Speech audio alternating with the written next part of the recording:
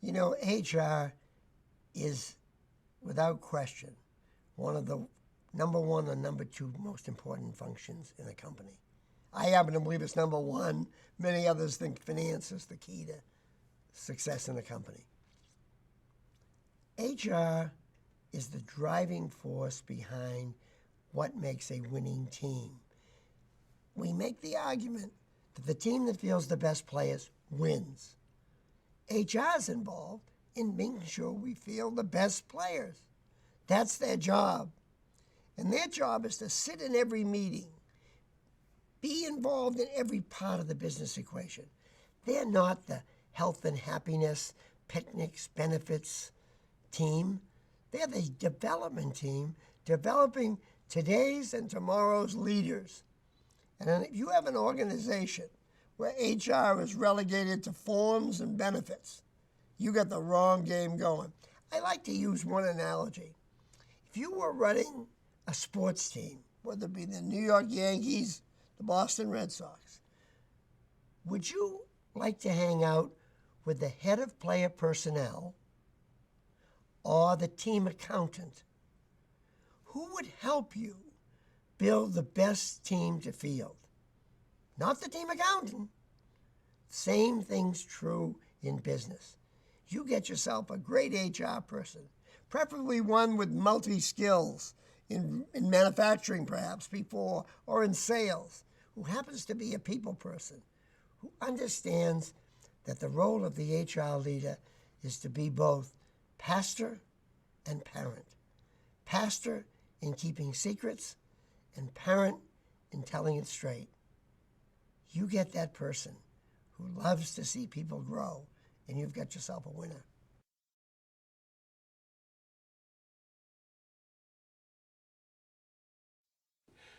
Sloan's book is a lot about analysis. It's a lot about what to do. It's about strategy. It's about mechanisms. It's about systems. Yours is a lot about how to do it. It's about people.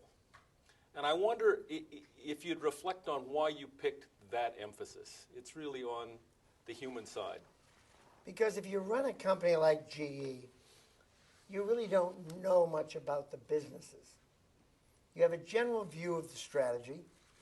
You allocate the resources of the strategy, but you're really in the people business.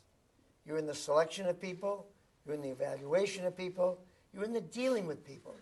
So my products, if you will, at least in the CEO's job, my products weren't the plastics I started when I was a young engineer in the lab. My products were people. And the proudest thing I am is of our great CEOs that we have all over the world that came from this system.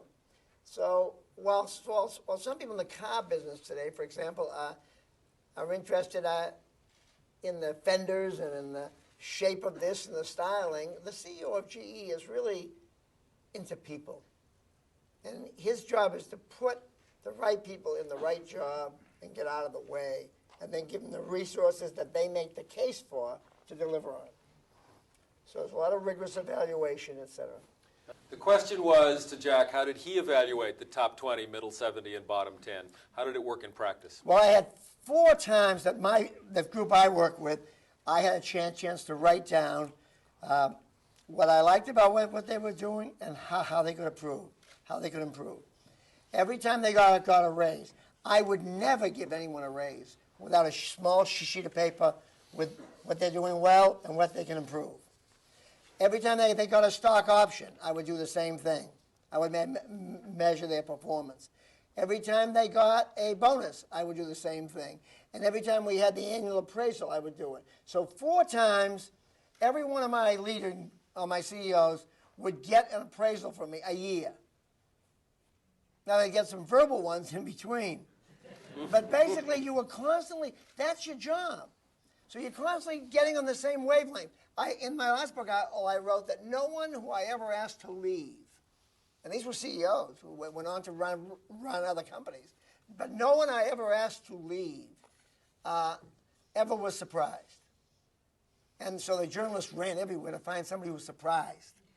And they didn't find anybody, because it was a clear understanding between the two of us through many dialogues Look, I know companies today in America that mail stock options to their employees without a conversation. I know some who get a new check stub in the mail, surprised that they got it, and their boss didn't have a discussion about it. It's frightening. I mean, Fortune 500 companies.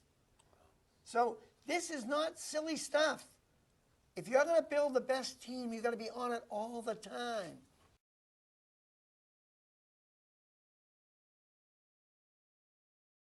Here's a question that points in a different direction. It says, today people, this is work life. Today people are evaluated in terms of hours of work per week. Do you consider this a good measure? And I think this comes to how do you... Where do you get that measure? I mean, I don't think that's even close. I think work is hard. People have to make choices. Work-life balance is a real struggle. We talk about work-life balance in a big section in here, and I think there's a couple things that go with that. First of all, when you think about work-life balance, you have to make some personal choices. You have to decide what you really want, and then you've got to manage your way through that, what you want thing. But one thing about work-life balance you have to really understand is that work-life balance has nothing to do with what's written in the company brochures. Work-life balance, that's all nonsense. Work-life balance is a deal you make with your boss. And your boss's job is to win and to look good and to grow the company. And your job is to help him do it as you win and grow the company. And if you deliver for your boss, and I call it the old-fashioned chit system. I saw it. I know how managers think about this. If you deliver for them, you earn flexibility. You'll get all the flexibility in the world to run. But if you come in, we have a story in the book of this person that was running a business, and they gave somebody a Friday, who had worked there for 10 years, they gave him a Friday and a Monday off, because the woman was a great worker, terrific, she could work at home, and she wanted to be with her young kids. And so they gave her Friday and Monday to stay home and work from home, and it was perfectly acceptable to the manager and everybody else. So what happened was, about 4 days later, this young kid who'd been in the company 6 months came prancing into the office saying, I'd like Friday and Mondays off too. And the boss said, well, why? What do you want for? He said, I want to perfect my yoga practice. And the boss said to this young man, but you can't. You haven't delivered anything yet. We don't know this about you. You're not the same as Margaret. She's done this and that and the other. And he said, who are you to make a judgment?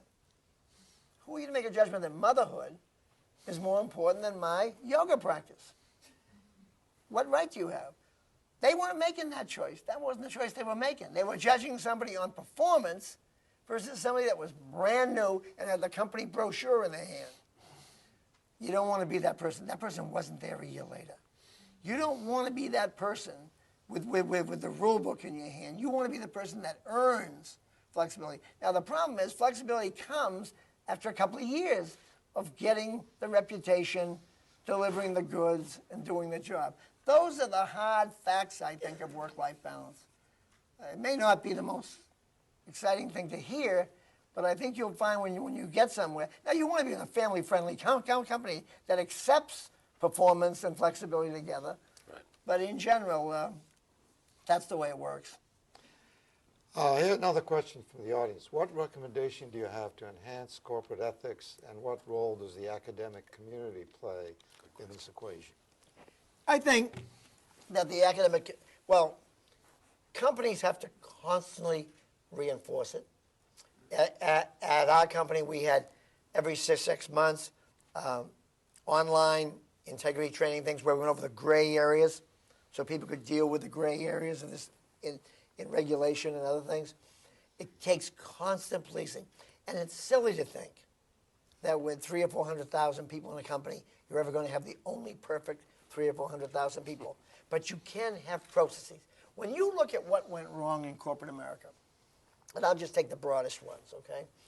When you take Arthur Andersen had a breakdown in values. Why?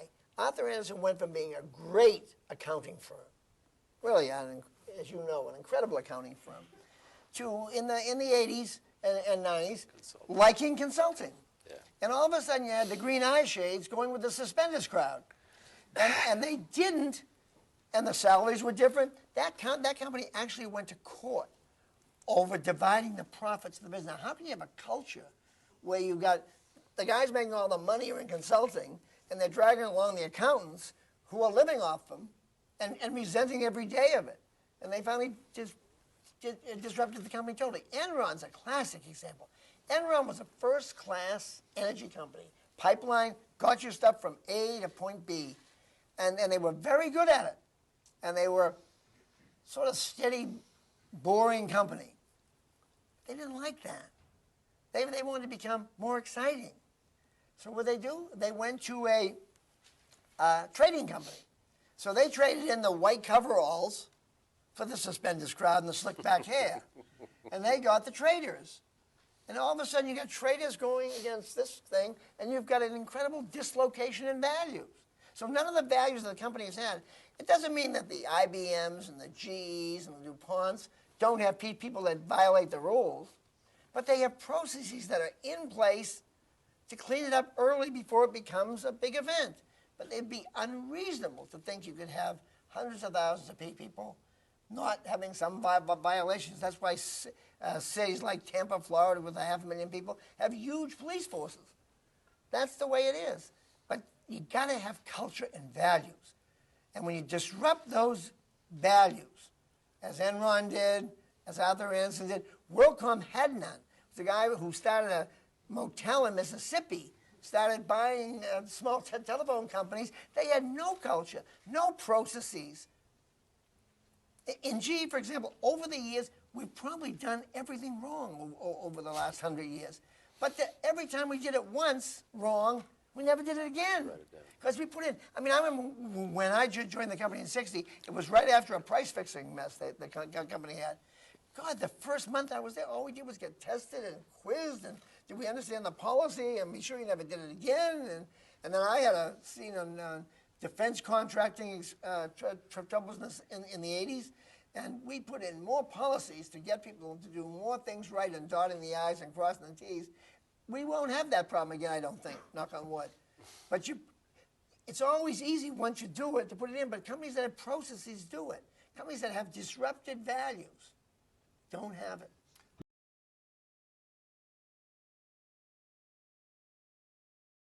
You say something in the book that didn't shock me, but it may shock a lot of people, and that is, you said, you know, the Chief Human Resources Officer is at least, if not more important than the Chief Financial Officer.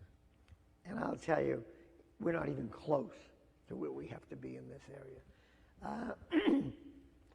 Unfortunately, I was in Mexico giving a talk with my wife, Susie, who, by the way, wrote this book, so I'm just a mouthpiece in this game. We were in Mexico for 5,000 HR people were there. I asked a question to the audience. Raise your hand if you're perceived by the organization to have a seat at the table equal to the CFO. I didn't get 50 hands. Now, if I asked that question in GE, there isn't one HR person that wouldn't raise their hand. Every one of them knows they're equal to or more important than somebody counting the numbers. I always like to use the analogy. If you were coaching a baseball team or a football team, would you want to hang around with a team accountant or the head of player personnel if you wanted to build a great team? The accountant can't do a damn thing for you, except tell you how much money you got left to offer to Barry Bonds or anybody else. But he can't do much else. The idea that CEOs hang around with the CFO, the grunt, the guy with the green eye shades, is crazy. The HR person is the person that if they're not most companies may make them the picnics and plant newspaper people and the dental plans fill out the forms. But if they use them right and they build seasoned executives into these jobs, there'll be an enormous aid to building great teams. And so we use the line that great HR executives are really pastor in listening to people and parents in disciplining kids. And so there's an enormous need to have these HR people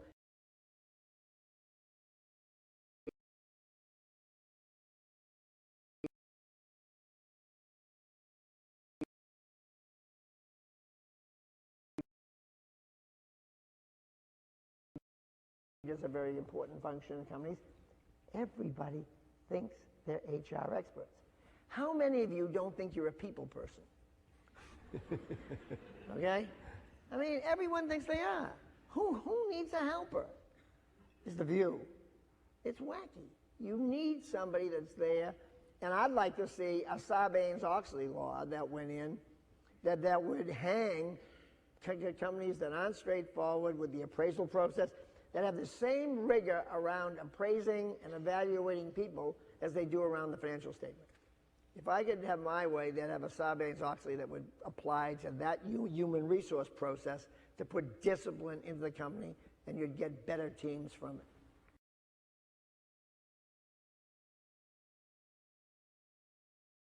Piggyback on your human resource question. Yes. As everyone knows, your management strategies have been acclaimed for years and widely recognized and applauded. One of them, if I'm recalling correctly, is when it comes evaluation time, the bottom 10% of the performers, they get cut and they get fired and they go. I'm wondering if you still agree with that and why, or if you have changed your mind, why? Well, let me say I agree with it more than ever. I mean, when you look at, let me just give you a framework around the question. When you run into a financial shock, I've also been challenged on number one and number two. Do you have to be number one and number two? Well, look what happens when a financial shock hits a company and you're not number one and number two. When things happen fast, whether it was personnel or lines of business, like we've seen in this past year, Goldman is surviving, Morgan Stanley may be surviving, the other guys all fell over like grapes in this game. You've got to be able to field your best team. Now, the thing that's misunderstood about 2070-10, and it's been practiced wrong by some who have taken the concept, is that if you don't have a candid appraisal system where people are told between the eyeballs what they're doing well and what they need to do to improve and where they stand, if that isn't constantly drummed in, if it isn't a way of life, if you're in a company that has those phony appraisals where you go in and write an appraisal and say you want to be CEO in a week, and the evaluator says perfectly qualified, puts it in the drawer, see you next year. If you're in one of those places, this doesn't work because people come in with inch-thick appraisals for 20 years. If you are straight with people and you run a business where there's no surprises, no one, look what's happening now across these companies. People are being called in, people are announcing 5,000 layoffs, 6,000 layoffs, and people are saying, why me? And the boss is saying, you're not the best, you're not very good, you're the worst we got. and they look at him and say, but I've been here 31 years, why didn't you tell me? And you look like a real horse's ass doing that. You are a real bum. That's when the thing falls apart. But if you're evaluating, now on the 2070-10, you don't go in and cut them. You tell them, by next year, you won't be getting appraised here. Find a job elsewhere. It's time for you. And the earlier you do it, if you can do it to them before they're 35, where you know they're not going to fit, that's the kindest game of all. The worst thing is to take somebody in their 50s and give them this surprise. And give them surprises like this in bad markets, when there aren't jobs, and now you're throwing them out. They haven't been told they weren't very high in the organization. That's the cruelty. The kindest form of management is evaluating people and telling them where they stand. None of you in this room have the right to be called a manager if you've got any employees working for you that are wondering where they stand. You have an obligation to every one of them to let them know exactly where they stand. And I used to have 4 appraisals a year, every 3 months. Not a form, a little sheet of paper with, here's what I like about what you're doing, and here's what you need to do to improve. And A dialogue, 10 minutes, 15 minutes, always there. So everyone knows where they stand. So I believe in it more than ever. I believe you field the best teams that way. I believe in, and I don't believe it's cruel, I believe it's the kindest form of manager, not the cruel one.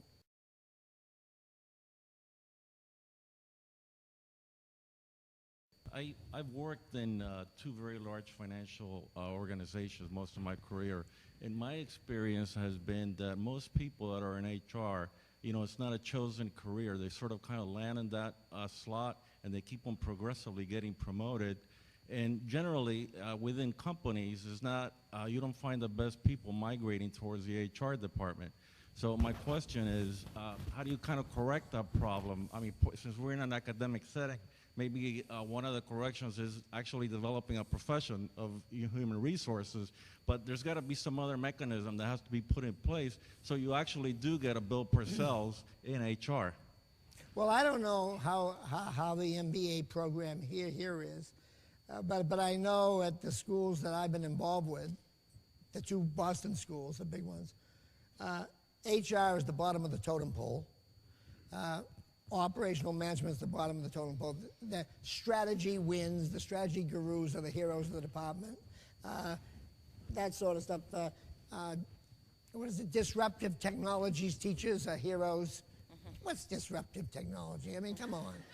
And yet, human resources are given short shrift. There's very little training in those places on hiring, on firing.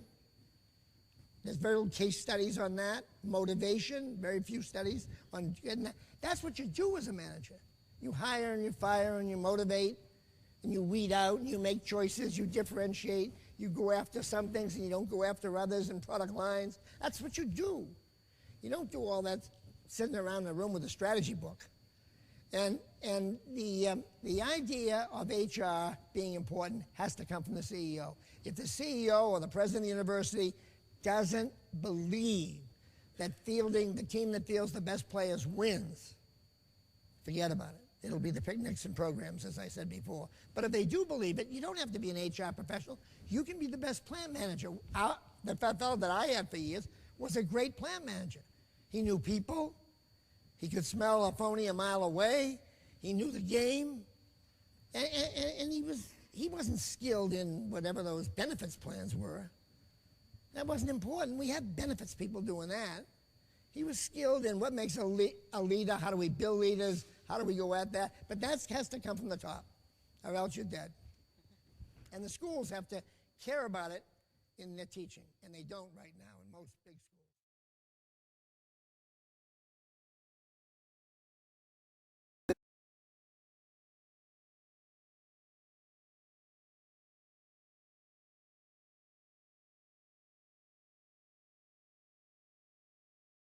One of the interesting parts that sort of follows on from some of these things in the book is dealing with crises. You advocate candor in a big way, and it sort of seems every PR consultant you talk to says candor. Why don't we see more of it? Why is the impulse to hide so strong? I think it's human nature, don't you? You spent 3 years in Washington? 2, but yeah, But no, we hid nothing. no, but I think you've seen scandal after. Yeah. I mean, there are 5 phases of a scandal, really. The first one is, or crisis, even personal crisis. First one is deniability. It can't be. It can't be. And you got to get out of that phase instantly. You just got to get out of it. Secondly, you got to realize that everybody's going to know it. There are no secrets. There is not one single secret in the world. So the minute you have a crisis, be sure you define it for yourself. Because the third one is, no one's going to portray you in a good light. No one's out there. Your own employee's going to worry about it. The media is certainly not going to treat you well. And that's the fourth thing is, generally, in fixing this up, in fixing your crisis, there's usually new processes and blood spilled. Invariably it happens. You look at all the crises that have gone on, and you go through these steps, and that's what happens. And finally, you got to know that there is light at the end of the tunnel, and you have a company to run, and you'll be better for going through it. But all the time you're in it, what happens to most leaders is they get in a crisis and they hunker down. And the vortex gets bigger and bigger, and down they go. And they forget they got a company to run, or a unit to run, or a restaurant to keep open, or a laundry to keep going. It's all these little hiding that just vortex. So crisis management is going to be a big part of your lives, no matter where you go and what you do.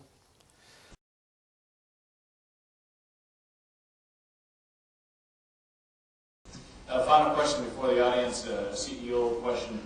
Even since you took off your CEO hat, a lot has changed. This balance of power between the board and maybe some of the outside influence like auditors and lawyers. How do you think corporate America is going through this process now? And do you think that you and some other CEOs would have an uncomfortable time with what's happening in the boardroom today? Well, I don't think in great companies it's happening that much. I think without question, the corporate America brought it on itself. So let's face it, Sarbanes-Oxley was a well-meaning act to deal with some transgressions that were crazy to get things back in line and give investors confidence. Obviously, in anything that passes the Senate 99 to nothing, something's wrong. It isn't over to anything that goes to that extreme. There's always something. So there's a bit of an over extreme. I am worried a little bit the fact that boards are forgetting what their jobs are. The board's job is to pick the CEO, to understand the vision, to be sure that the company is operating effectively towards that, and in order to do that, it's not to sit in boardrooms and pour through papers. We send our board to the field 5-6 times a year without us to climb around factories, to go to dinner with managers. We did that in the mid-90s, and they did it for 6 years, 7 years while I was there. The board has to go out and touch and feel real people doing real things, and not look at how could a board member show up 10 times a year for 4 hours and a big lunch, to look at balance sheets of multinational banks, for example. People are trading euros for yen all over in the middle of the night. These guys are in there with the books. It's crazy. So micromanaging by boards is nothing but trouble. And I'll give you a case in point. I think without question the Carly Fiorina thing, whether you agree or not with the job she did or whatever happened, that board telling her who to put in what job is outrageous. Absolutely outrageous. Her job was to be CEO and to pick the team that was going to win. And their job is to help her win. If she can't do it, then take her out. But tell her how to win is not the board's role. And if you see boards doing that, stay away from the company. It's a lousy place to go.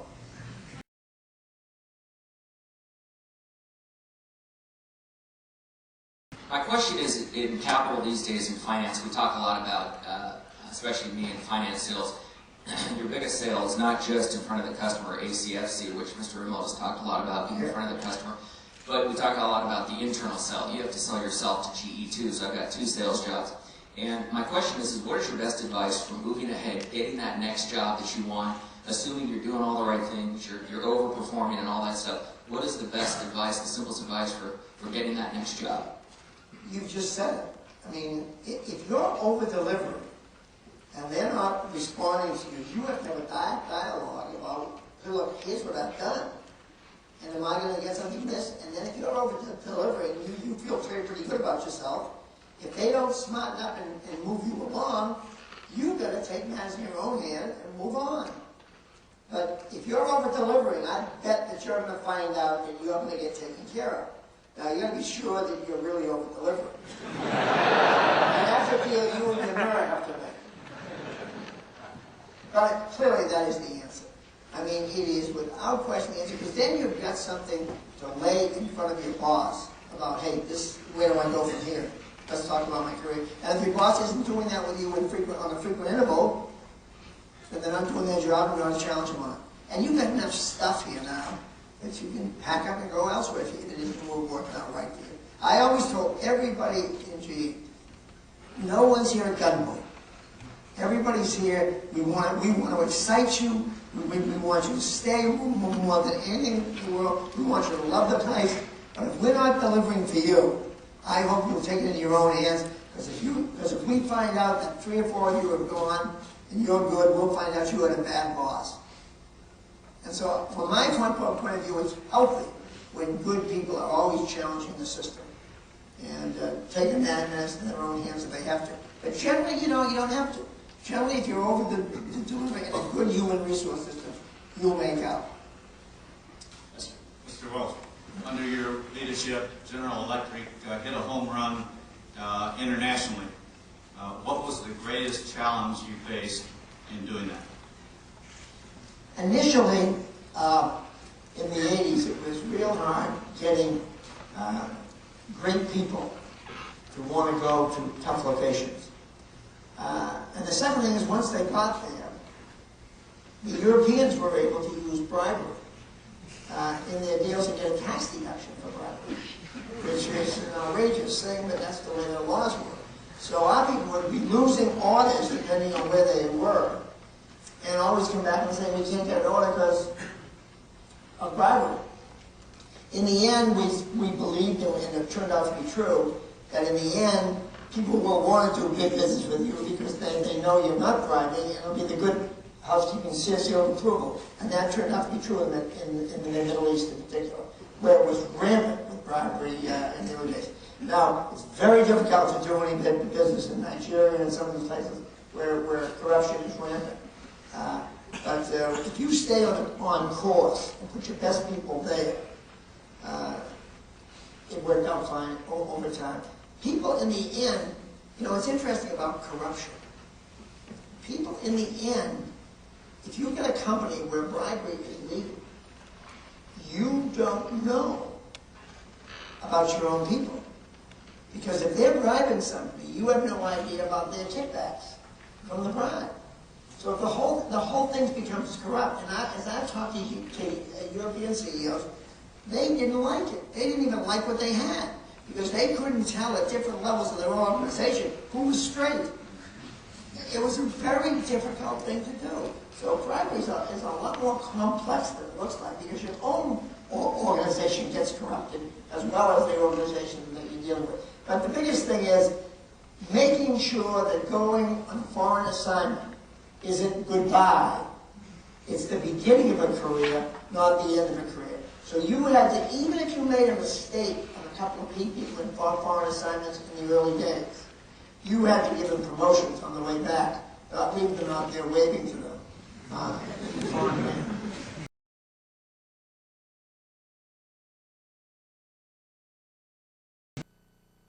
When you look back over your tenure as CEO, what would you do differently? What have been some of the more major mistakes that you feel you've made and would want to change if you had to do it all over again? In the end, bureaucracies have to have quantum changes. Any incremental change in a bureaucracy, whether it's Harvard University, GE, IBM, or anywhere, incremental change can be readily resisted by those who oppose it. Only with sweeping change can one make only a bold move. And no matter who you are, there is that tendency of wanting to take the bold one and then wait a while and take a couple small ones. I don't think I've moved fast enough. I don't think I've moved as decisively as I should have in some areas. As we go into business that need radical change, it needs bold radical change. And trying to coax people into it or want to, the resistance builds. So I think if you look at, and you can take all kinds of examples, and people have done this, the thing you want to do is strike boldly when you believe something. Take the action, live with the consequences. If it's right, soar on with it. If it's wrong, cut your losses and get back and do something else. But these incremental nudgings and coaxings in a world that's moving nanoseconds, is absolutely not acceptable in leading corporate change today. I was too cautious and too timid. I wanted too many things, too many constituencies on board. I believe that.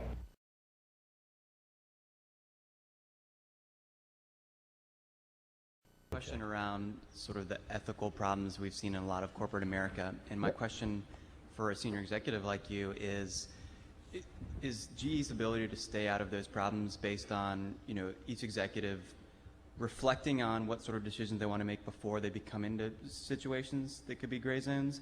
Or is it more about setting up systems around you and people around you to help you make the right decisions? Clearly the latter. You couldn't have 350,000 people without systems, and you don't have the perfect 350,000 people. But you have you don't see old line companies getting in fundamental trouble because they've done everything wrong over the last 100 years. And there's a system. When I joined GE, the first 6 months I was there, I was quizzed constantly about price fixing because GE had come off a price fixing case in the 50s. So policies were in place. We'll never do a price fix, I don't think, again, because we've all been trained and we got 18 ways to catch it. In the 80s, when I was CEO and Cap Weinberger was going through the $400 hammer and the toilet seat that cost $600, et cetera, and they had a big fraud, waste, and abuse thing, we had a time card mess. And some guys were putting projects on one thing and versus another project down in the organization. And we had a fine, and it was a big scene. We'll never have one of those again. I mean, we may have one, but it won't get any size because we got 18,000 policies and quizzes and tests to go through to solve them. So process is what happened. If you go back to the Enron and the Arthur Andersen cases, this is a classic case of what can go wrong. Enron, a good pipeline company, got energy from point A to point B, had good processes in place, but it was boring. So they decided to go into trading. And they get the slick back MBAs with the suspenders and the whole program, and they go out and start trading electrons. First energy, then electrons and everything else. And then broadband, they start trading. But there was no culture to take care of that. There was no rules of the road. There was no processes. Arthur Andersen used to be green eye shade grunts for 100 years. They were a great accounting firm. There wasn't enough money in accounting. So they entered consulting in the 80s, and you're all familiar with what's now Accenture, but that was a piece of Arthur Andersen on the consulting side. They actually ended up in court in the 90s over dividing the profits between the two branches, accounting and consulting. Now, when you got that schism in a company, how can you have values and processes to control what was going on? They were chasing the money.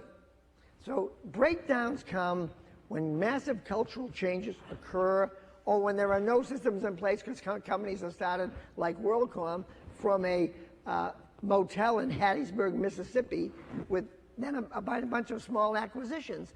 No integration, no processes. So the answer to your question is clearly the latter point you made. Companies have to test. I mean, in GE now, for example, there are online tests that people have to pass to go to before they can go to the next job. It's all about integrity and violations, that gray areas that might occur. So companies got to spend a lot of time and rigor to wring that out of the system. With so much external praise for your management style, how do you evaluate yourself and what failures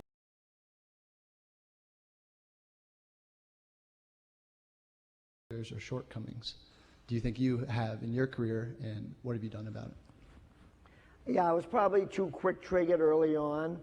I probably hired people on some superficial characteristics. You know, good-looking and Stanford MBA, that's generally a pretty good package. And that may or may not be any good after a while, okay? And so these are things that you learn. At times in my career, I thought I was too big for my britches, and I made some bad acquisitions because I thought I could buy anything and it would all work out. I think you constantly reinvent yourself. You know what you were when you, the question that was first asked, what do you want to be? You know, it's going to change. And you're going to get smarter as you go along. You're going to learn so much. You're going to laugh at how little you know now, 5 years from now. And that's the way you got to see it. It's okay. I know so much more about how managers think and how they feel and what frustrates them now than I did when I was CEO. So I think you're going to constantly be learning and evaluating, making mistakes, adapting your style. And people say, oh, God, he's changed. Oh, thank God you've changed. The whole world's changed. I mean, if you don't change with it, I'm not saying change every day, but you certainly want to move from a learning experience to a new platform and behavior that you picked up because of experience.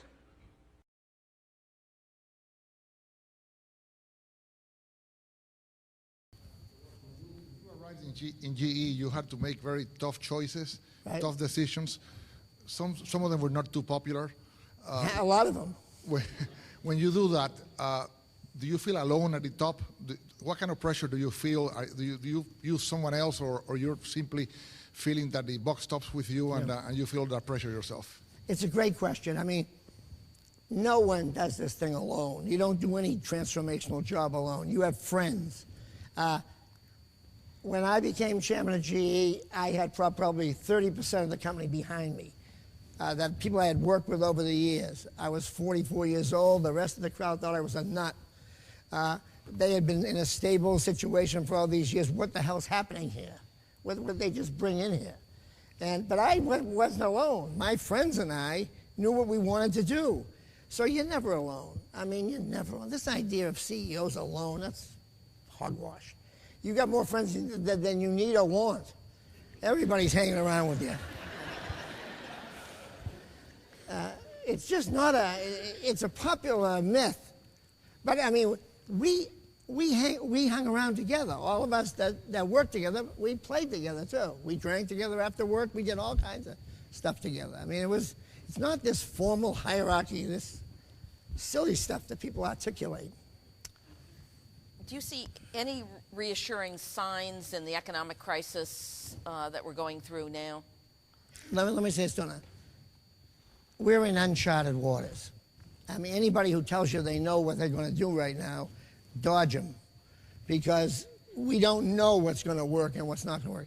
I happen to think that the first section of the top worked better than the media is giving it credit for working.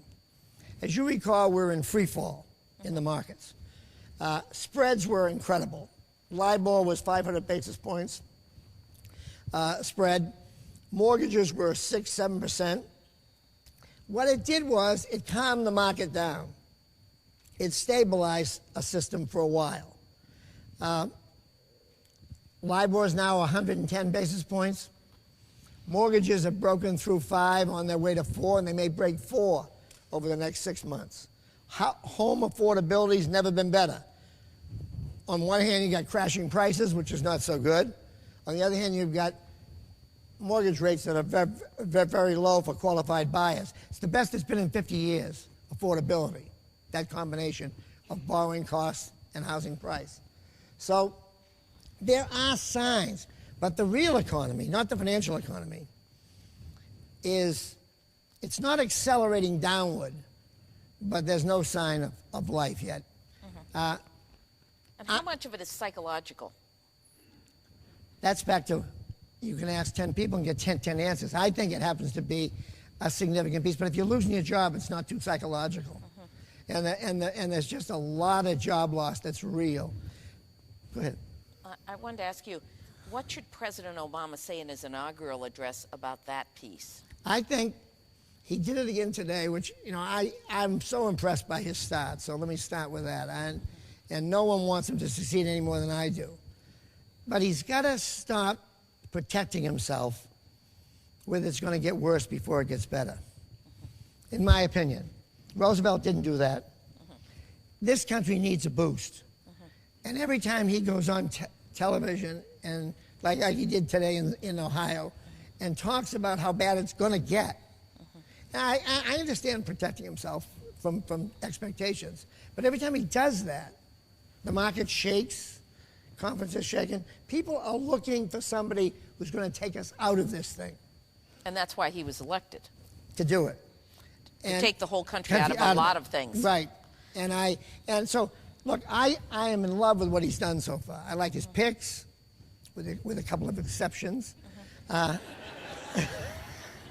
Not his economic picks, not his high-level picks. I like them all. I like his foreign policy picks. I like the State Department. I like the NSC. I like all these jobs.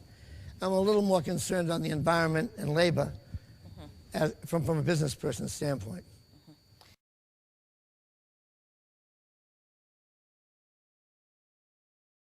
Companies like GE juggle with policies and guidelines and compliance, and I'm just wondering if you could comment on how to stay competitive while trying to enforce those guidelines and policies. Well, I think it's a lot easier for markets. big companies to do it than it is small companies. I think, for example, when you think about Sarbanes-Oxley and 401 and all its requirements, a big company, it might cost $10 million, $15 million. It's an awful burden. It ties good people up, but they can afford it. I worry more about the small companies who have to comply with some of the same burdens and don't have the resources and time to do it, and therefore don't get launched to the same extent and don't have the same chance at being globally competitive that big companies do. Now, I'm not all for more rules and compliance and things, but I think big companies, the issue is not so much big companies as it is small companies. Did you have another question? You were leaning in and looked like another I was question. just saying, especially in emerging markets, when perhaps you're the only one trying to comply with higher standards. Yeah, but I think that gets to another point that I think we ought to spend a minute on, because there's a lot of argument when people go to emerging markets. We got to play by the emerging markets rules, not by our rules. That's a bad idea. In the end, I mean, I remember calling for years in India and not getting a lot of business in the same, because we wouldn't pay off or we wouldn't do this and that, because the Foreign Corrupt Practices Act made it very clear, no games. In the end, we became a good housekeeping seal of approval, that the people in the government there felt better giving us the order because they weren't going to get challenged on all these cases. And you've seen these bribery cases blow up. Siemens, all the European companies, et cetera. Those bribery cases have blown up. And so bribery is a short-term order, or playing by the local rules is a short-term gain, but it's a long-term loser. And staying with an ethical policy is a winning strategy. And I'll give you another story. A person running a large German company once told me, he said, "You're so lucky," because bribery used to be legal in Germany. It used to be a tax deduction. Till 1999, facilitating payments was a tax deduction. He said, "You're so lucky, because if Donna is my sales manager and I'm releasing to her $1 million to bribe, and she's supposed to give it to you, so you'll give us the order, what if she keeps half of it?" And so you don't know who's got integrity and who doesn't. This guy said the most frustrating thing in my meeting, in my staff meetings, I didn't know which of my own employees was honest. But that's what the culture breeds. Germany bred that culture up through 1999. And that's why they've had such trouble going from the last 10 years trying to clean it up.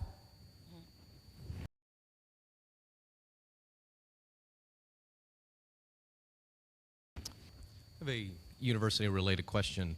The vast majority of the people in the audience here today are byproducts of an undergraduate or graduate education, very, very fortunate in that regard. Many of them schools of business. A lot of times business schools have been seen as innovators and leaders, but on the flip side, get blasted for potentially causing some of the problems or being too slow to innovate. I personally will have the opportunity to chair a conference later this year that will be attended by most of the business deans and program leaders of business schools. What message would you give to those institutions about what we need to do differently to address the challenges that currently face us? Well, let me give you a vignette and see if this works.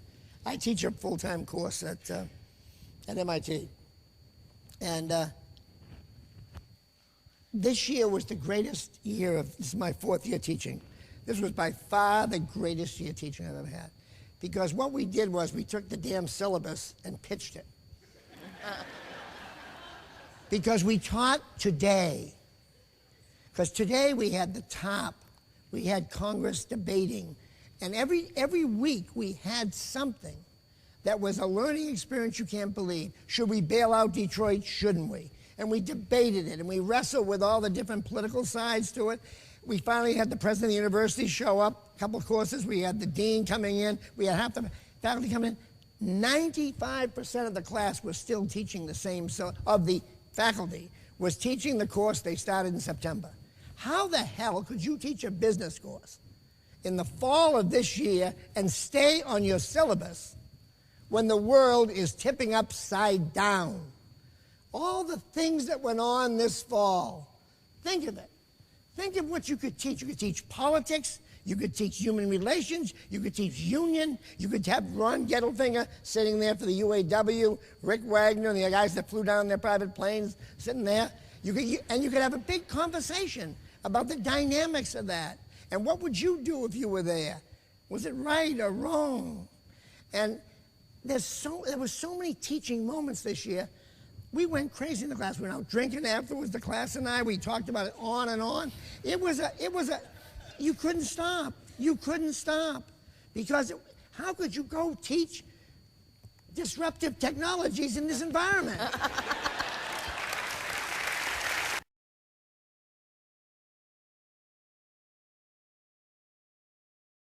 Have you ever been asked or had any occasion to try and provide the perspective that's reflected here and that is gleaned through all of your years to government?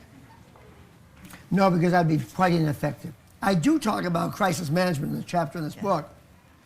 And Katrina is the classic case of the 5 steps in crisis management. First one, denial. It's not going to be as bad as it is. They had warnings about this stuff forever. It's not going to happen here. Then it happens. It's not going to be too bad. That's number 1. Number 2, in a crisis in the company, it's usually, shh, don't tell anybody. Don't let anybody know about this. Now, in government, it's finger pointing. It's the governor, it's the mayor, it's the police chief, and they were pointing in every 5 seconds. The third thing is, if you as a leader don't get out and define yourself, guess what? Your opponents define you.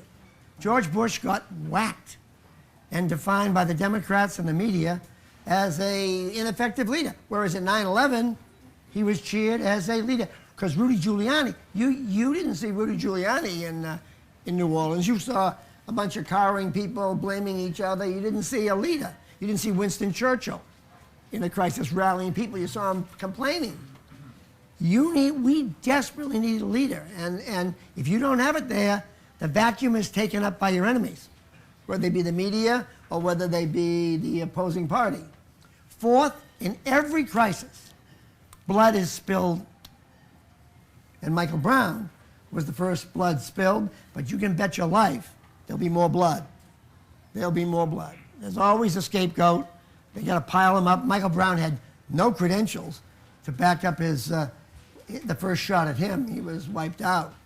And the fifth thing that always happens in a crisis is you fix it, and things are better for it. We have a chance in New Orleans now to break a cycle of poverty that people have been ignoring for years. Each politician is going to throw money at it. I'll bid 10, I'll bid 20. It'll be up to $200 million by the time these guys are through pouring money at it. And with that, entrepreneurs will go down there, take advantage of it in the best sense of the word, create new jobs, create opportunity, and maybe some of these kids can get out of poverty. Maybe we can break a cycle. Maybe we can fix some of the things that have been ignored. It happens in every crisis. And we'll build an immunity to that particular crisis in New Orleans. We'll have the best levee system ever.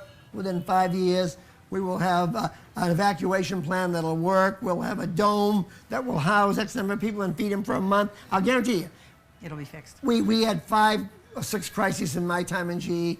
We were always great in building immunity, the one we didn't see, you know, and it's what happens. And most of us don't have the imagination to see what can be, how bad it can be. It takes a lot of imagination. 9/11, Katrina, to see really how things can see around corners. Worst case.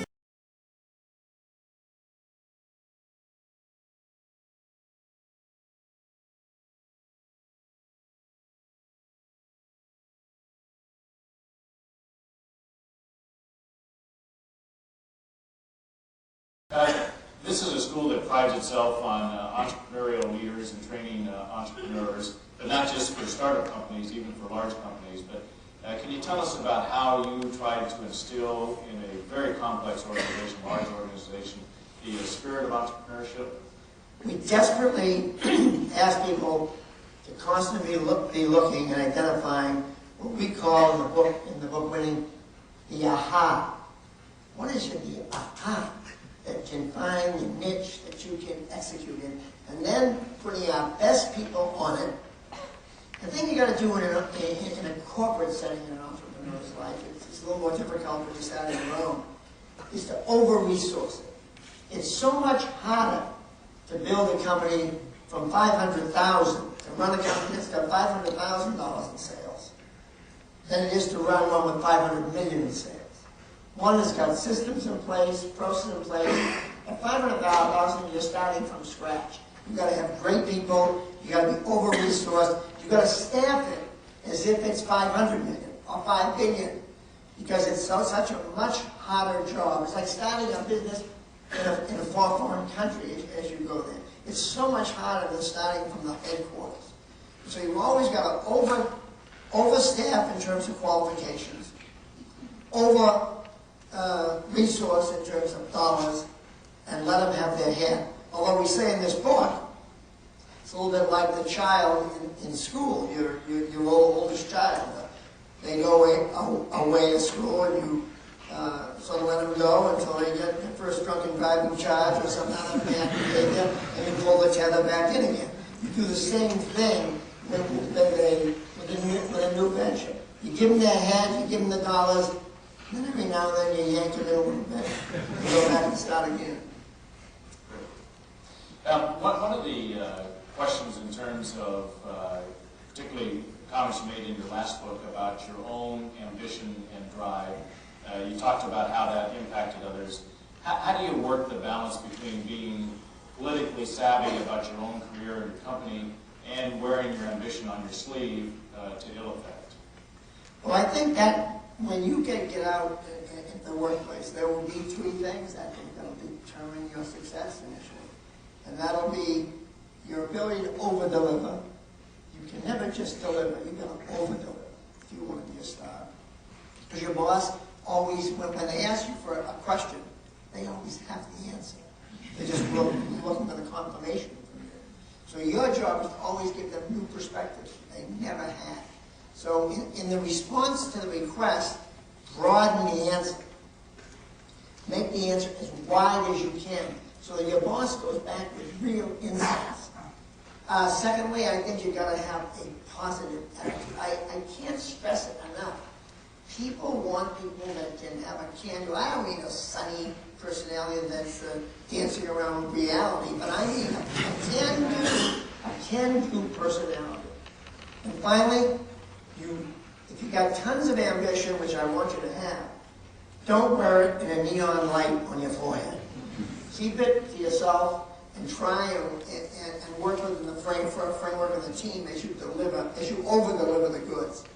Because one of the problems you face is with talented people that are in this room, there's the eagerness of fast promotions. There's the, what have you done for me lately type of thing. And so you've got to just over-deliver. It will take care of itself. You're really good, and you are making your team and your boss look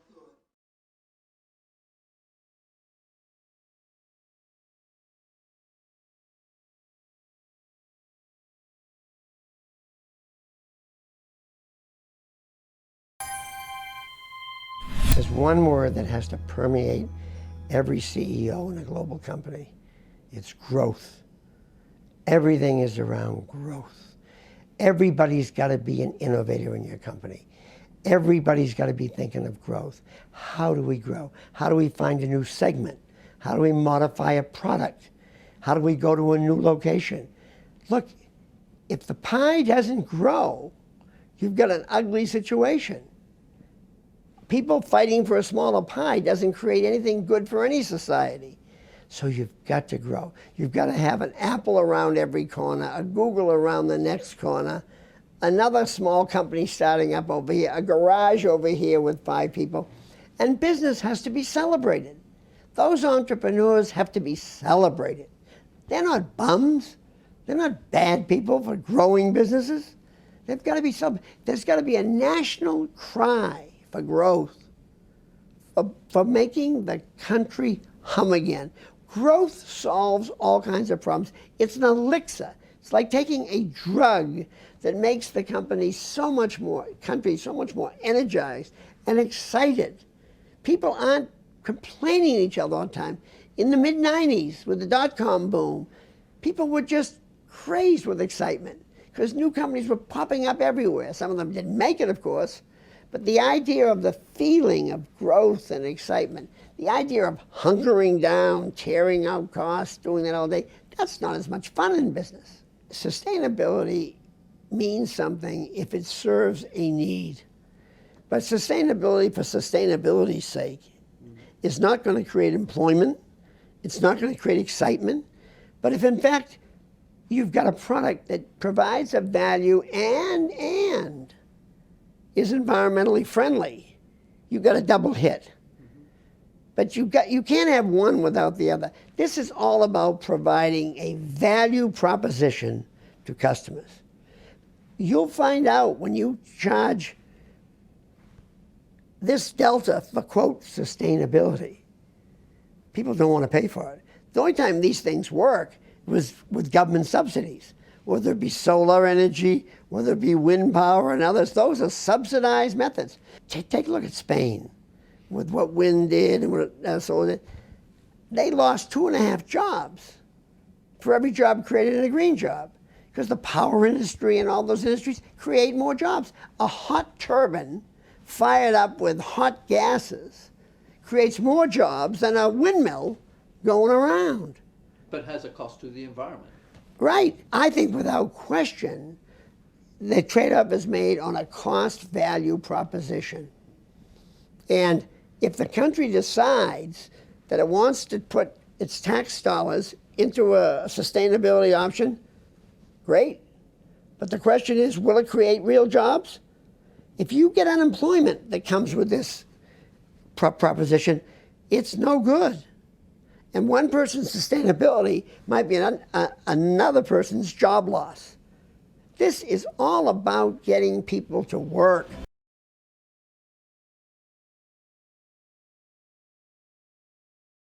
There's a lot of the people who spoke in the last couple of days talked about innovation shifting to India, to China, and America losing some of that innovative edge. What's your view of that? I don't buy that. I think you're obviously getting more innovation in India and China than you got in the beginning as they develop their economies, develop their engineers and all that. But where does the Google come from? Where does the next other innovative? What new companies are you seeing coming out of China? What new real product lines? No, you're seeing better development engineering, better this. We still have here the greatest centers of innovation. Now, we have to fix some of our silly rules like educating great PhDs and then only giving so many H-1B visas and then sending them home. I mean, that's plain dumb. And so we got policies that, perhaps you can talk to your friends on that too. Yeah. that we can fix that. That person is your friend too, so I'm not getting pulled into that one.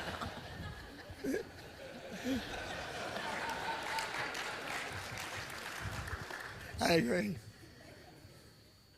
No, I don't buy that. And I don't buy these numbers of engineers, these we got 8 million engineers. If you do an auto mechanic in China as an engineer, it's way overstated, way overstated. And their culture is one of follow the leader.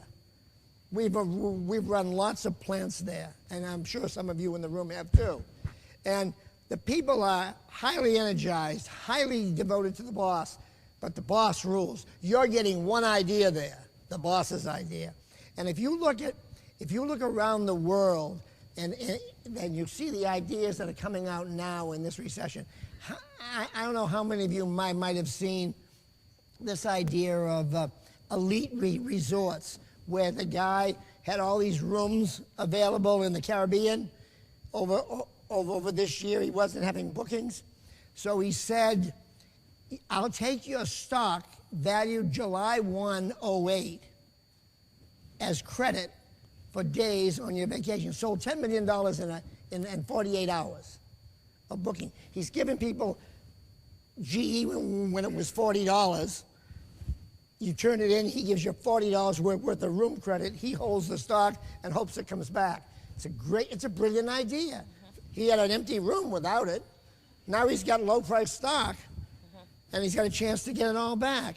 You're seeing ideas that are, we had lunch yesterday, Susie and I, with the people who run Bank Atlantic from Fort Lauderdale here, the Levins. And they talked about an idea that just came out. One of their branch managers came up with an idea to bank NFL players. He knew an agent who had a few players. He started out in the last 6 months with 4 or 5, and he's now up to 75 NFL players banking with Bank Atlantic. An idea that bubbled up from the bottom.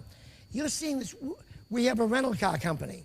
Our rental car company, I'm used to technology, where the technology was a new CAT scanner, a new jet engine, a new this. The rental car company, a young guy in our Chicago office came up with the idea, and he developed it, of a spray that makes the car smell new. That's a technological breakthrough. It gives us another 2 months of renting cars. On the back end of the cars, they all smell new, even though they're 9 months old. That's what's happening now. People are doing things you don't do that in China.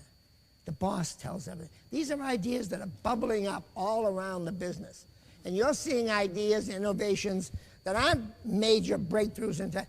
They're ingenuity of people in these troubled times that are doing remarkable things.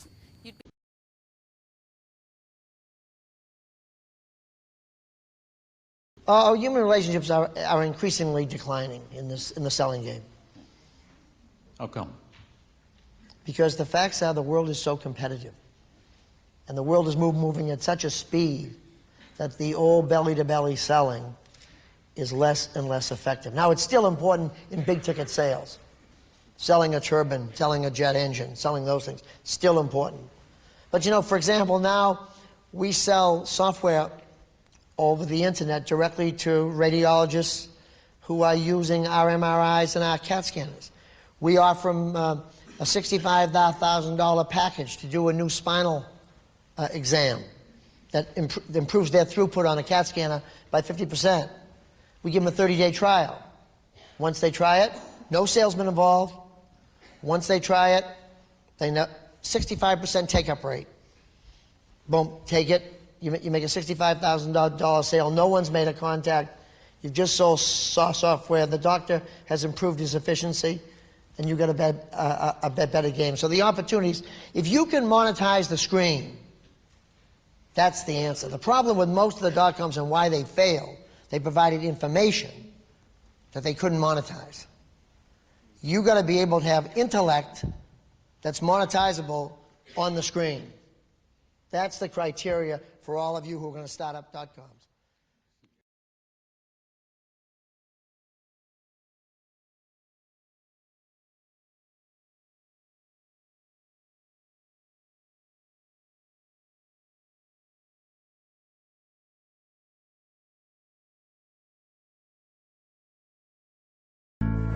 What when you have a manager, an executive that has the results but doesn't have the behavior or the values? What do you decide then? In the evaluation process, you tell him that. And either he changes quickly or he goes. But there are 4 types of managers. Those that have the results and have the behaviors, onward and upward. Those that don't have the results and don't have the values, get them out. The third type doesn't have the results but has the values. You give them another chance. Because you want people that have the stuff you have, the values that are so important to success. And then finally, and you give them another chance. You give them 2 chances maybe. Change the environment for them. The 4th one was the one you brought up, the most difficult one in business. Everybody says, I hate to give up this person. They're doing so well. They're giving me the numbers. Let's give them another 3 months. Meanwhile, you're giving speeches about values, behaviors. Your employees are saying, wait a minute. He's saying that, but he's got this jerk who has none of the behaviors or values we want. So we can't have him. You tell the organization clearly and completely, this is why we had to let them go, because they didn't have the values. You explain it to the organization. Now you say, he had great results, was a good person, had integrity, but didn't want to play by the rules of this game, the winning rules of this company.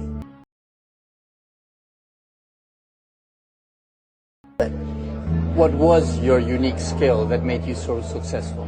I love to see others succeed.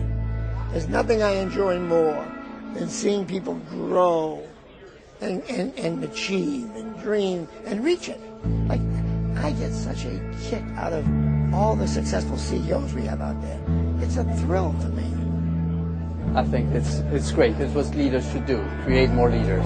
That's the most important thing you do, I think. It's also the most fun.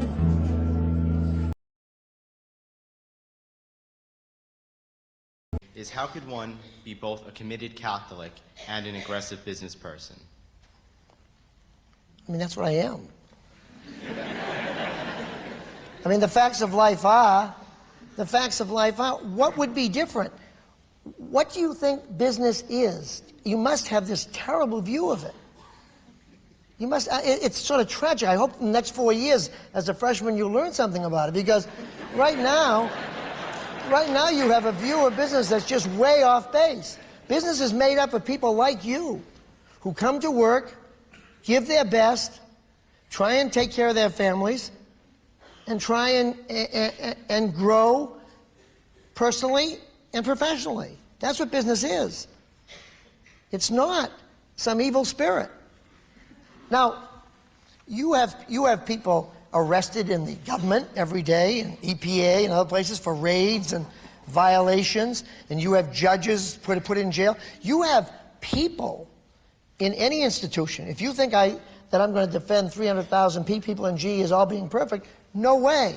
But I'll tell you, we spend every minute of our life training them, and spend more time on the ethics than anything else that we do. So they know the rules. They sign every year an integrity commitment, personally, and their supervisor does too.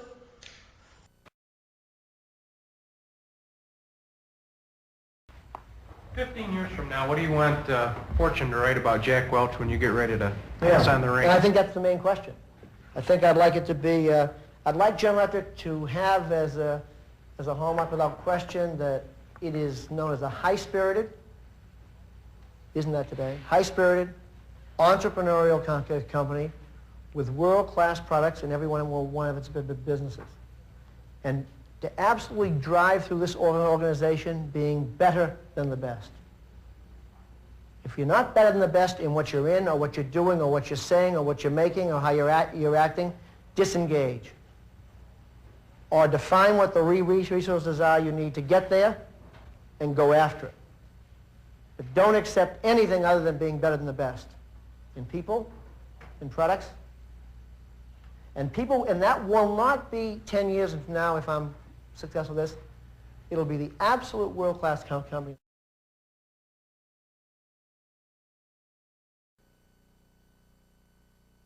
We started out with a clear-cut vision of what we wanted to be. And then we put some values on it, not objectives, but values. and then some processes to go with those values. The vision was simple. It's old hat by now, but 10 years ago it was kind of shocking. Be number one or number two in everything you do. If you can't be, fix it, sell it, or close it. With some values that said reality. See the world the way it is, not the way you wished it were. Now, a lot of people could not stand the reality issue. So values determined what our management team ended up being. Those who couldn't face reality, those who couldn't be candid, those who enjoyed being bullies, etc., they had to go. So the values defined who ended up in the organization. And they were a critical part of defining the management structure. Objectives don't get you there. Values do. So we would argue that in the 80s, we strengthened the components of our diversity by being number one and number two on a global basis in what we're in. And we began the process of integration. In the 90s, our vision remains number one and number two, but our objective is to create what we call a boundaryless company, where people can go across functions, can deal with each other, where chimneys aren't the day, but projects are, where we deal with vendors and customers in a boundaryless fashion, where all our constituencies aren't bound up by rules and regulations. The values that we're adding to our other values are self-confidence, because if they have self-confidence, they'll be able to express themselves simply and straightforwardly. No businessese, no gobbledygook, no overly complex technological discussion, straightforward, simple communication. Because in the end, the value that's going to win in the 90s is speed. And if you don't have people who are self-confident, who can communicate clearly, you won't get speed. Our process now is workout, and I'm sure my associates talked about that with you when they were here today. But our idea is to give people voice so they can speak out and they can get reactions to what they're doing. They can see change happen based on their suggestions. From that, we'll build this self-confidence. We're in our second year of it. We take 2 steps forward, 1 back. We haven't got it all defined perfectly, but we're on our way to unleashing all this energy to get at the speed issue. You say it's something to the effect, it's not objectives that get you anywhere. It's values and people. Yeah. What I think the silliest thing one has in life are these things that say we'll grow it 12% a year and we'll have an ROE of 18%. Well, what's inflation? What's the world look like, etc.? I think what we're going to be is we're going to be number one and number two in all our businesses. We're going to play in a global field. And we're going to behave in a boundaryless fashion with a bias to speed, with stretch in everything we do. From that will come a series of results that we will add up, and that will be what we are.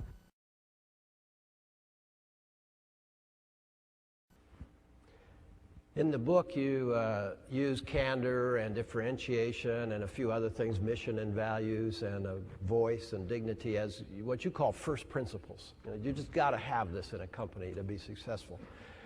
Are you surprised at how few organizations really have these first principles? Shocked. I mean, it is. Mission and values are the most gobbledygook conversation pieces in companies. I mean, a mission statement ought to be so clear. It ought to exactly know where you're going to go, define it clearly and go after it, not have this mission of goodness and all these other words that get in like mission statements. Make it very clear what you want to be. And then have the values, which I call behaviors. Values are a misused word. Values are behaviors. The behaviors you want to achieve that mission. And then you measure and reward, as I said, in the soul and the wallet, those behaviors. And when people don't exhibit those behaviors, and you want them, and you finally have to part company with people because they didn't exhibit the behaviors and values you wanted, you can't say that they went home to spend more time with personal time with the family. You've got to say, here's why these people didn't make it. They're good people, they're this and that, but they didn't have our values. One of the craziest things you see in corporate America is it's run by lawyers in some ways, where you end up with integrity violations. And people say, well, we had to let so-and-so go. They want to spend more time at home. You got to say, you got to hang them publicly for doing bad stuff. You got to set the tone of your values and your behavior. And if you're doing it right, you can't be afraid to put it out there. And so I think that you set a mission, you set the behaviors, you operate in an open, candid, as you said, takes time, build trust, transparent fashion, and you give every employee voice and dignity, and you've got a foundation that means something.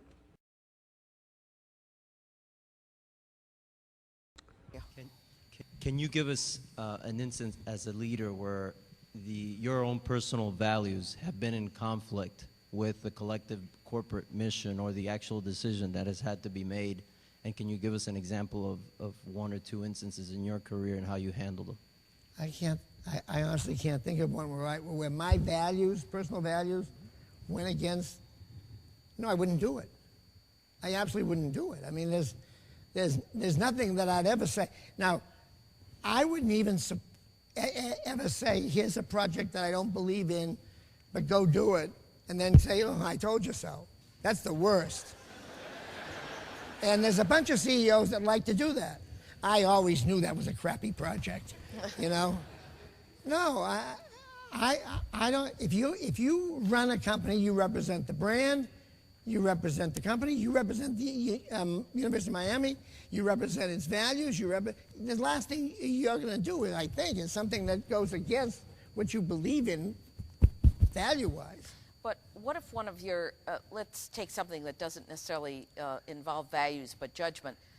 One of the CEOs of your companies makes a decision that's not quite the way you would make it. Would you still back them up? If they made the case for it. Oh, I mean, I've done that 1,000 times. No. Yeah, but I would go by, for example, we did roughly 250 acquisitions a year, which would be one a day, basically, if you add them all up. And you couldn't possibly know all the details of those acquisitions.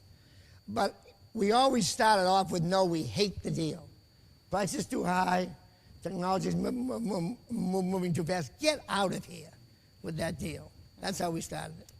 And now the passion and the blood in the person's eyes who came back, and the person that said, okay, slid out of the room, that deal was dead. The person that came back in, pounding the table, you jackass, why aren't you approving this? We've got to go, come on. You gave them the deal. And that's about the depth of judgment in some of these smaller deals. And that's all you can go on. It's that team again. You believe in the team and the team's passion for the idea, and you got to go with it. I wonder if I get your observation on management training in the financial services industry, because it strikes me that they don't pay as close attention to management training and oversight as some of America's best corporations do. They promote people based on their success, just making money, as opposed to whether they can supervise people or have a transparent organization. Compensation in investment banking has been a problem forever. I mean, I made a foray into investment banking. I bought Kidder Peabody. That comes right at the top of those mistakes you asked about. We had a culture of sharing, of boundaryless behavior, of taking care of your associates, candid appraisals. So we bring in Kidder Peabody. Kidder Peabody had a culture. My bonus, my bonus, my bonus. Nothing else counted. Get out of the way. We want to talk about money.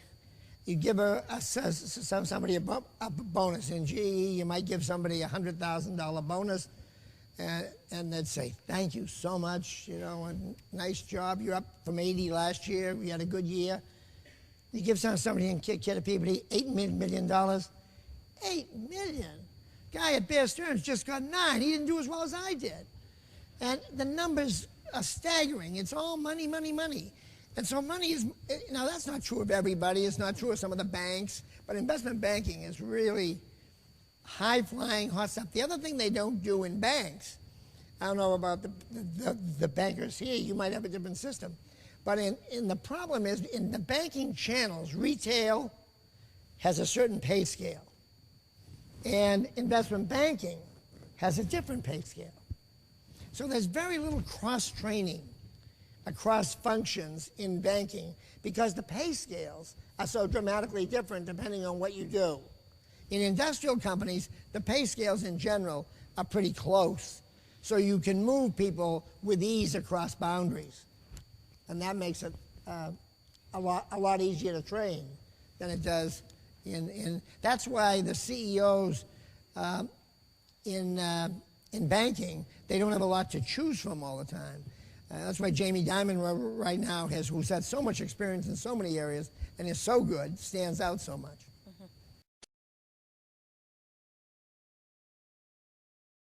Developed over 2 decades of leading GE. We all share one thing in this room. We all get older. But it does have some tremendous advantages. I remember when I had my first kid and I brought a box of cigars to Plastics Avenue to hand out cigars for my first kid. Well, I never felt any prouder of my life at that moment than I did last night when I came back, and over the last 30 days as I've watched Jeff take over this company. It's just one of the most exciting things of my life. And so to have that happen, there are benefits. Jeff's father worked for GE for 38 years. Think how proud he was. Now I'm vying with Jeff's father to see who is bursting the most over this whole thing. So it's pretty damn exciting. You got to bear with me a little bit because in this my 33rd and final operating managers meeting, my 20th as CEO, I'd like to leave you with some thoughts on 10 things to reflect on as you go forward. This is not about nostalgia or memory lane. It's all about what's important tomorrow. It's about the future. First and foremost, integrity. This company and its people are all about integrity. I'm often asked, what worries you about GE, keeps you up awake at night? It is nothing about our businesses. It's just someone doing something stupid from a legal point and bringing tarnish to the company and destroying themselves and their families in the process. Never stop being diligent about it. Never leave anyone in the organization that works for you in doubt about where you stand on this subject. You can't talk about it too much. But integrity is a lot more than just legal stuff. It's a set of values that must guide all of us all the time. It's about always doing the right thing, not just the legal thing. Your employees, our employees, in every facet of their work lives, trust your integrity. Never, ever let them down. Second, on change. The point for all of you, though, is always be thinking change is good. Don't stay up all night worrying about predicting it exactly right. Change is not bad. It creates an opportunity every second, not a crisis. Jump all over it. Show the leadership so your organizations aren't paralyzed by it. Organizations can get scared by it. Make the change an energizing, exciting event. Relish it. I think it's the company's great strength. Grab it. Third, on the customer. This is where it all starts. Big companies often spend their time inside. I know two things will take GE to new levels of customer focus and satisfaction. One is span. It's the first measure that I've seen that truly ties everything together, from the factory floor to the customer's hand, from the order taking to the delivery. Second is our new chairman, a true customer-focused leader. It's in his blood, and I know he'll drive that focus across the company like it's never been driven before. A true customer focus is the hallmark of a great company. We've made great progress in the last few years, but I see quantum improvements from the new leadership team we have in place, who really got an understanding of the customer. On size and structure, recognize we're big with all its inherent limitations, but use the size. Make the 100+ acquisitions we've become accustomed to every year. Take technology bets. Take the risks. Go to bat all the time. That's the one strength you got. You can go to bat more often. The little guy can't. You can go to bat and swing all the time. We got these huge resources. And at the same time you're doing that, using the size, fight like hell to keep the small company spirit. Involve everyone. Reward broadly. Celebrate, celebrate, celebrate. Hate bureaucracy. Hate it every day. And don't be afraid to use the word hate. Laugh at bureaucrats. And get rid of layers. Make fun of layers. Joke about layers. They slow.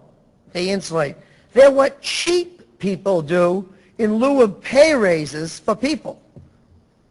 On self-confidence, simplicity, and speed. Self-confidence is a key ingredient. It comes from lots of life experiences that reinforce one.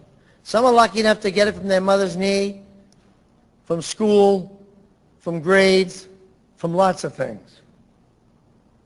But you can build it in people. And I've seen people in GE who didn't have it get it built by having continual reinforcing experiences. But you've got to give people a chance to try things, to take risks and win. Because from each victory comes to each of us another building block of self-confidence. And it's one of the responsibilities of leadership. And what about winning is everything? That's something you believe in. I mean, would you rather be in the loser's locker room or the winner's locker room? It's just more fun. It's more energizing. It's more rewarding in every way, in the soul, in the wallet, every place you want to be. And people are, to see other people win is even more exciting. Once you're a leader, your job isn't about you as much as it's about them. This is something you can really speak on. Working with your spouse or your siblings or your parents, how do you go home at the end of the day and take work out of the equation? Well, I think it's probably pretty hard. I think that it'll always be in the background. It's always there. But if you've got a full, interesting life, you've got plenty of other things to do. But one of the, I see it as an opportunity. I think there's nothing better than being on the same wavelength. You're talking about the same issues. I mean, writing this book with my wife was so, we never left it. We had such fun with it. We talked about it in the morning, noon, and night. A lot of companies talk about this work-life balance, but really it comes down to the employees. The company wants to make money. The company wants to succeed. So how can an employee really achieve a work-life balance if there are more and more demands from work? Well, first of all, the employees got to make a clear-cut choice as to what they want to do, and they got to understand their life and make a deal with themselves as to what they want to do. But then they can't think of the company. You said it just right. They can't think of the company as solving their problem. They've got to deliver on their own and over-deliver. I call it the old-fashioned chit system. If I work for you, Joe, and I deliver and make you look good and the company win, when I need flexibility, you will give it to me. The big word is if there. If on the other hand, if I tell you, I'm sorry, Jill, you've got a big report due Friday, but I can't be around Thursday to help you with it. If I do that a couple of times, you're not going to be interested too much in taking care of me. All right, final question. Yeah. And it's a two-parter. What's the best thing about being a boss, and what's the most challenging part of being a boss? The best part about being a boss is growing people. It is the thrill of our time. Give stock options, then watch the company win, and watch the people light up as they watch their lives change. I mean, I had such kicks over that. I like to watch these guys that are out there now who work for me running companies. It's an enormous thrill. The hardest part of a job is making the ugly decisions, letting somebody go. It's awful. And that's why you can never surprise them. You got to always be appraising them. They got to know where they stand. Every time, if you've got any manager watching the show, and they aren't thinking about, do my people know where they stand? Have I told them candidly how I feel about what I like about them and what they need to improve? Then they shouldn't be a manager. Because once you're a manager, it's about them, not about you.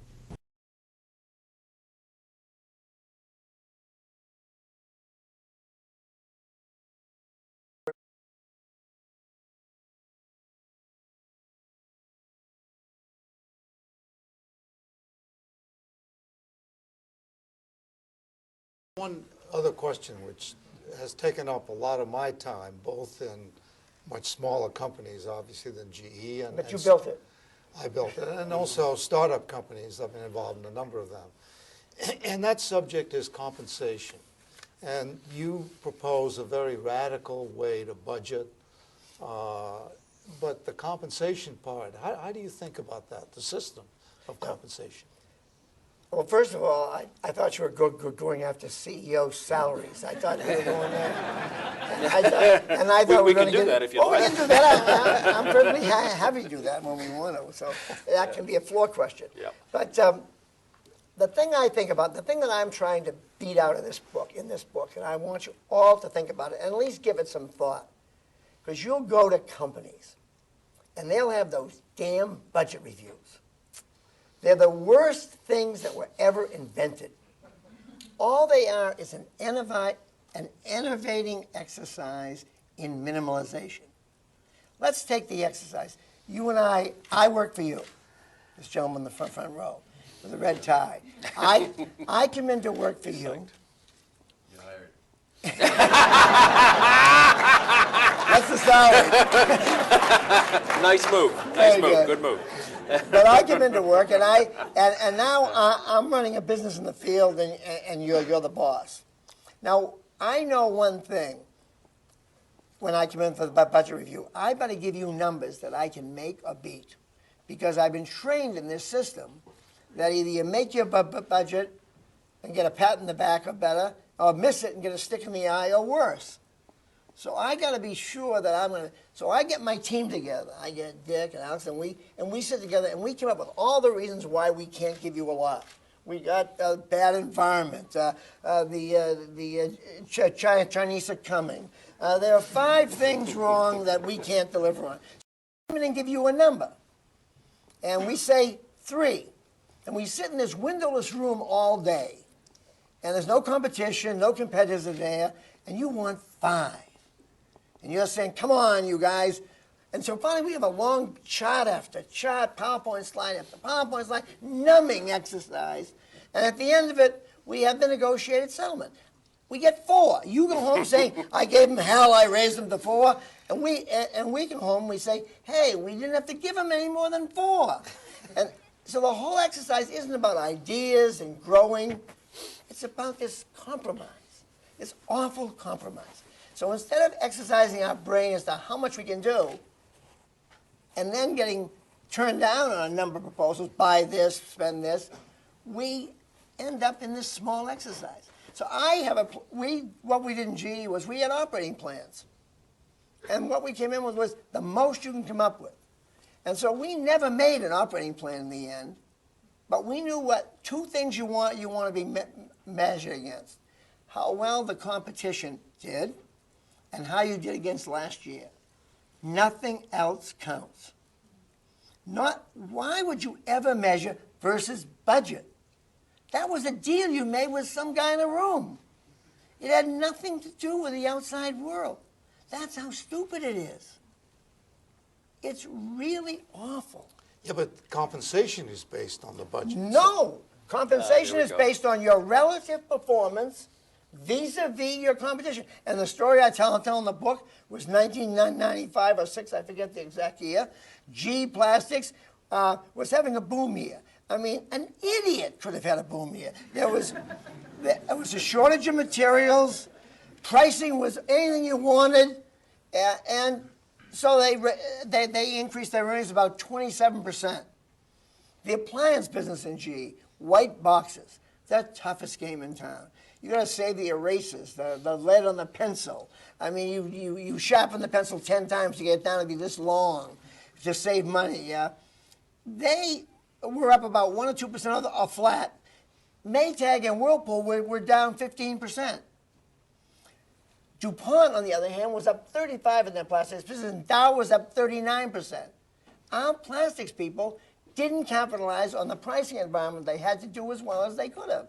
So plastics up 25% got a smaller bonus than appliances did, even though they were up 27% and appliances was up 1%. And we broadcast it to everyone. It wasn't a secret. Their relative performance in their industry was nowhere as good as the appliance people. And until you imbue that into your culture, you'll end up, and that's how and they have to have trust in the system that you're going to do that. But who made the final judgment? The team of us at the top, 3 or 4 of us. So Judgment, but totally on this feel, not on any numbers. An assessment of the competitive environment and how they did. And it was transparent, though. Our bonuses were always transparent. Everybody knew what the other guys got. There was no games where if you couldn't give somebody a raise, it's like those management awards. Some companies give management awards to people, and they don't broadcast it because they don't want to offend the people that didn't get it. That's the dumbest idea in the world. Why don't you want your best to know everything about what they're doing? You want that.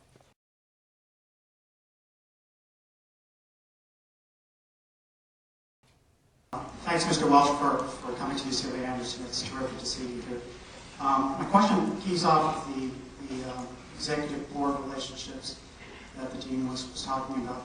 What do you think of the excesses in executive compensation, Jack? Specifically, Dennis Kozlowski, Mike Eisner, Carly just got the $22 million severance package from HP. How does corporate America go about bringing this in line with normal standards? Well, first of all, did anybody get the question? It's why us CEOs get so much damn money.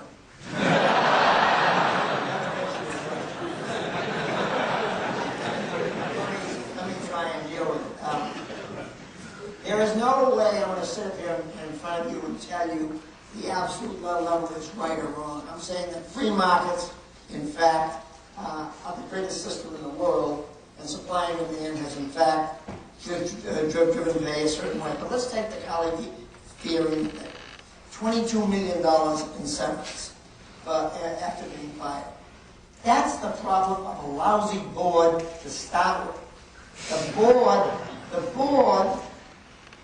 board has a job, the succession plan for the CEO. And when these things break down and there's no internal successor, because the company didn't have a development process and wasn't building options to pick from, they have to go outside and they have to go buy the CEO. Now, what CEO is going to sit out there and then go to a place without getting a deal? So they go for the deal, and the deal says that if I don't do a good job, I want a parachute, or else I'm not going to go. So the board hasn't done any succession work at all. The classic case is GE. Let's take the GE case. The 3 people left for the job. Jeff Immelt, the fellow who finally got the job, Bob Nardelli, who went off to run Home Depot, and Jim McNerney, that went off to run 3M. All 3 are doing a fabulous job. Guess what? Who do you think's making the most money? The guy who won at GE or the other 2? The other 2. The other 2 are making almost 3 times in some cases what Immelt's making. Why? Because 3M had no one. And they had to go buy McNerney. Home Depot had no one. They had to go buy Nardelli. GE just gave Jeff a raise.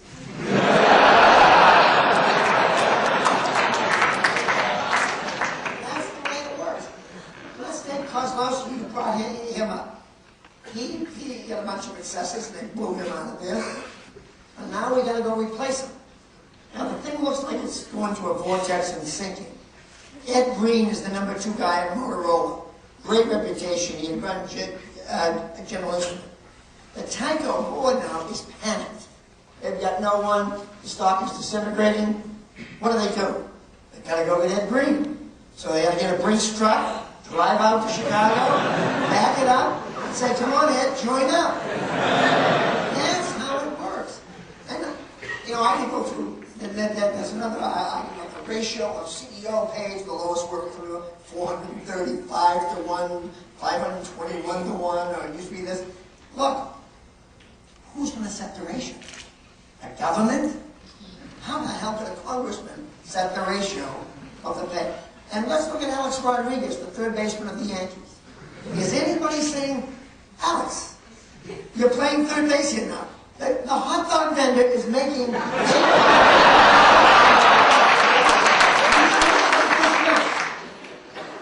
It's a free market. Someone says this, sometimes they're wrong. That's the way it is.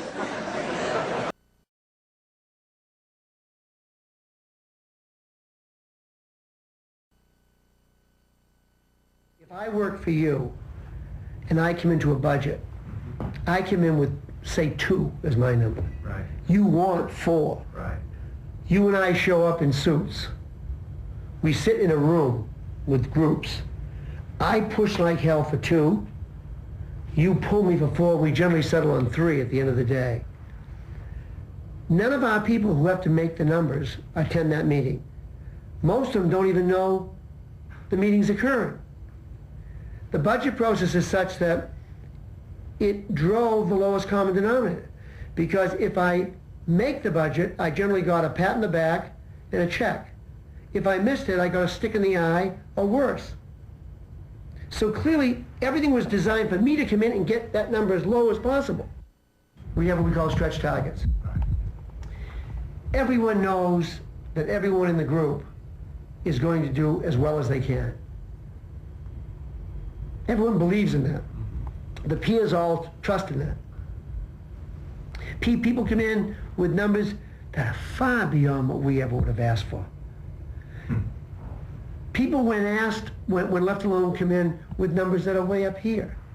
Everyone is trying to reach for huge numbers. Everyone knows the numbers. For example, we spent 105 years in this company, and we never had double-digit operating margins.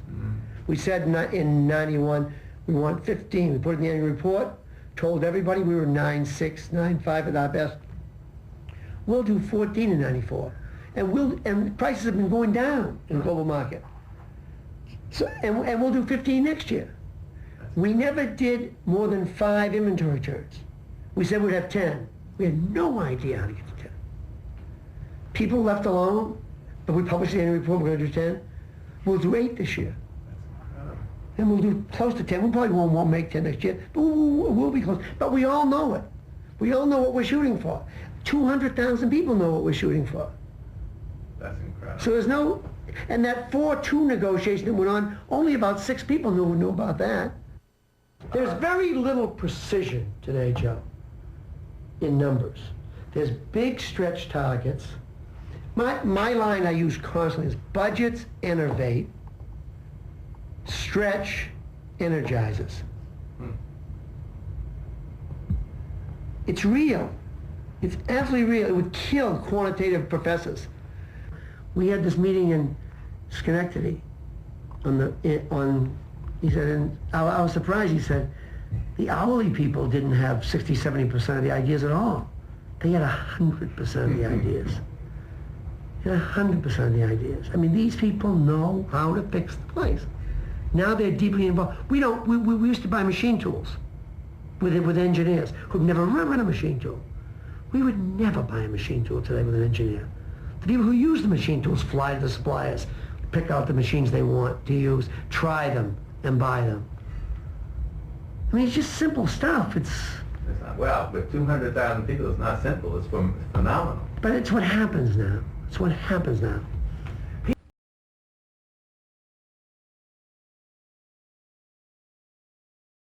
You mentioned trust, and I know in your section in your chapter on leadership, and one of the key things, leaders have to earn trust. Nobody gives it to you. You've got to go out and earn it. I'd like to ask you a question today with compensation and benefits and stuff. Do you think it's possible that executives can be paid so much that it's really hard for them to win the trust of their people if they don't think it's right or fair? Well, we have to lay out clearly what the game is. I mean, we have a free market system.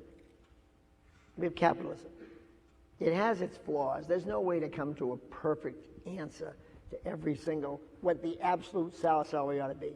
But it ought to be pretty transparent. People ought to know what the opportunities are and the opportunities to grow are and to get it. And I don't think salary enters into a lack of trust issue. I think if you got a jerk boss getting too much money and not building a team, of course you'll have it. But if you're building a team together around a common vision, you won't have it. But the whole issue of salary and severance and all these things is a big popular subject today. And severance in particular is one that drives everyone crazy. And the problem with severance, and we just had one with Carly Fiorina here in this area, where she got $22 million for leaving. The problem is not Carly with the $22 million. The problem is the board at Hewlett-Packard that did not have a succession plan in place, so that when the existing CEO failed and they threw him out, they had to go out and get somebody, and they had to offer them the world to get them. If they had a succession plan, that wouldn't happen. Most of these problems come at the front end of these deals. They get written up and beat up on the back end, but the problem came on the front end. Tyco, for example, you probably all know about Tyco and Kozlowski and all the mess that they had. They didn't have a succession plan, so they went to Motorola to get the number 2 person there, Ed Breen. Now, Ed Breen is not going to go to this tarnished place, this disaster, without a package. Well, they had to back a Brinks truck up to get Ed Breen to come there. Now, Ed Breen had all the negotiating tools because there was nothing there. When we had our success session at GE, we had 3 contenders at the end: Jeff Immelt, Bob Nardelli, who went to Home Depot, and Jim McNerney, who went to 3M. All very capable, all equally capable in many ways. Jeff got the job. Bob goes to Home Depot. They didn't have a succession plan. Jim goes to 3M. They didn't have a succession plan. Jim and Bob, Jeff got a raise. Nice going, Jeff. Congratulations, you got a raise. Jim and Bob, the trucks were loading the money on the back of the van because those 2 companies didn't have succession plans. So my argument is succession plans are the answer to controlling these outrageous severances and these other games where you don't have these deals.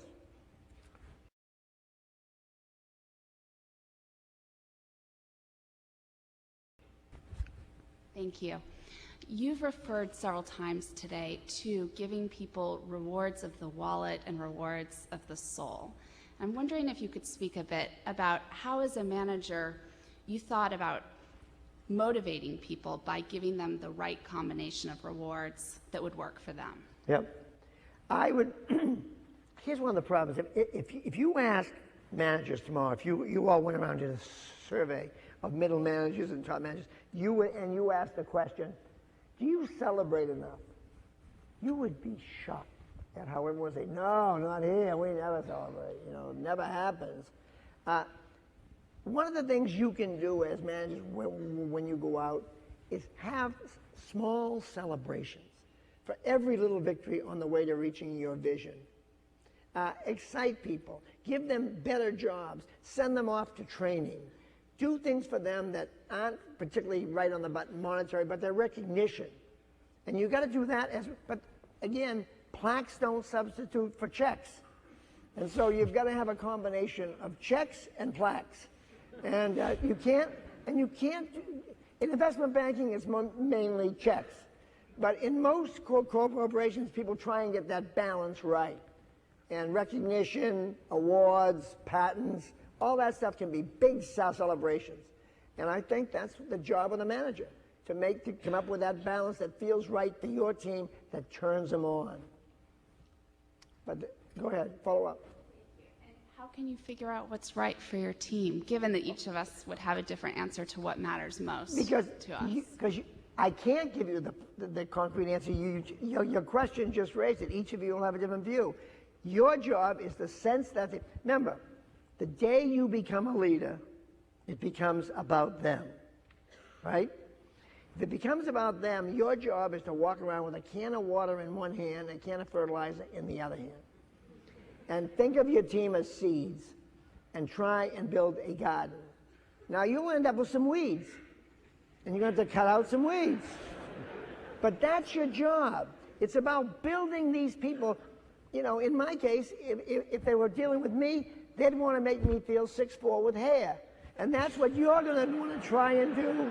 You're going to try and do that with your team.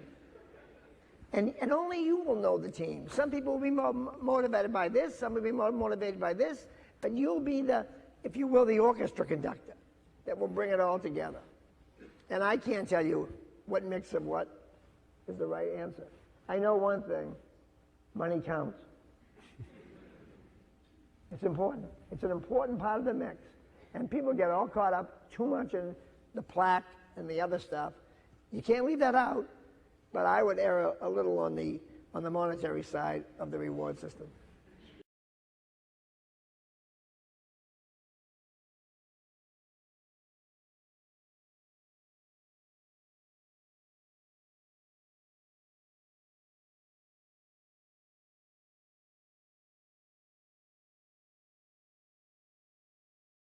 Talent development is the major job of everyone in this room that runs something.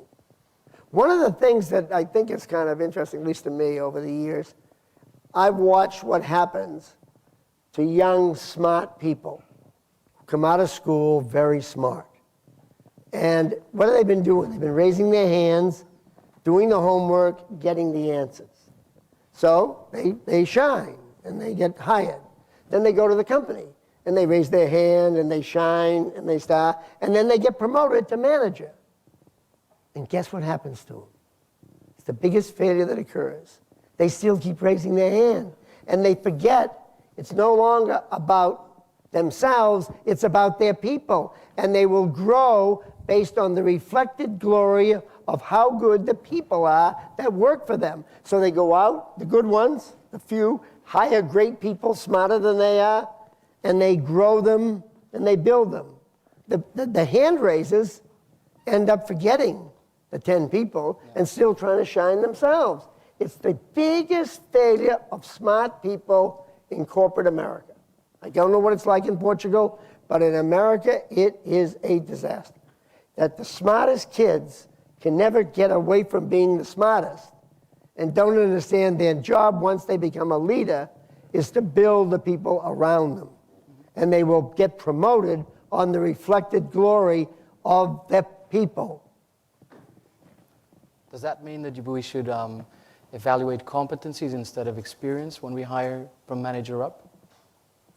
What does that mean? It means that we shouldn't be tracking hard facts, like how many years experience does he have in this role, instead of looking at his attributes, his behaviors, as you said. Totally, you want to know the behaviors. I mean, without question, you don't want some narrow specialist that might be shining themselves that can't lead people. Look, your job is to excite people to take the hill, right? Yeah. The minister's job is to excite this economy, is to excite the people in the room, to create an atmosphere where they can thrive. In America, we celebrate heroes. I mean, who are the heroes of America? Steve Jobs, Gates, Michael Dell. These are heroes. People who quit school, went out and started a business. They're the national heroes. Now, I'm not sure if Portugal celebrates and makes national heroes out of kids who quit school and start businesses in garages. Until you do that, forget about it.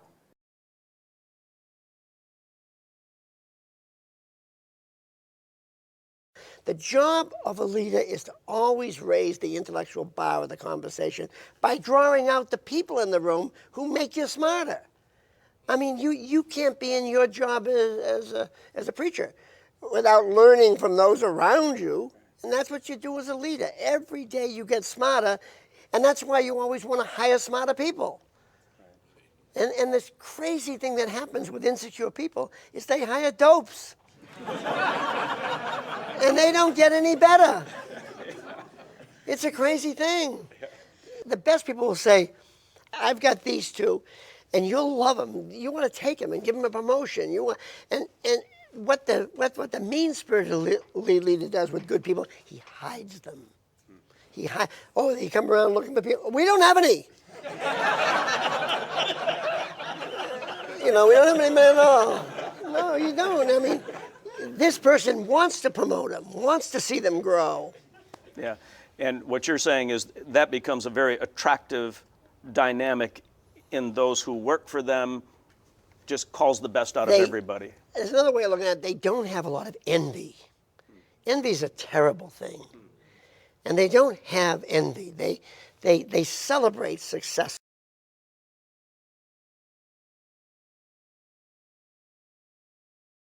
I think one of the most tough things when you're a leader and you build huge teams is to delegate and not try to do things directly yourself. You once said you spend, 70-80% of your time managing people instead of doing yourself directly. And transferring learning, yeah. I mean, how the hell could why would I be picking the color of an appliance? Why would I be designing a comedy show? What skill do I bring? A jet engine. Because I wouldn't know one other than looking out the window of a plane. So you cannot meddle. One of the problems the automotive industry has a lot is that people come up through the industry.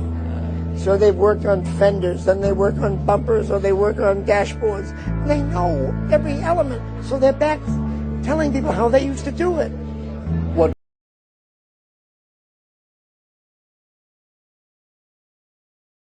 Short question. Can leadership really be taught? Oh, yes, without question. I think, and it comes in all shapes and forms. I mean, we talk in the book about Gandhi and Churchill. Are any of you football fans? Lombardi and Belichick. There's two different styles. And I think that inherently, extroverts do better, inherently.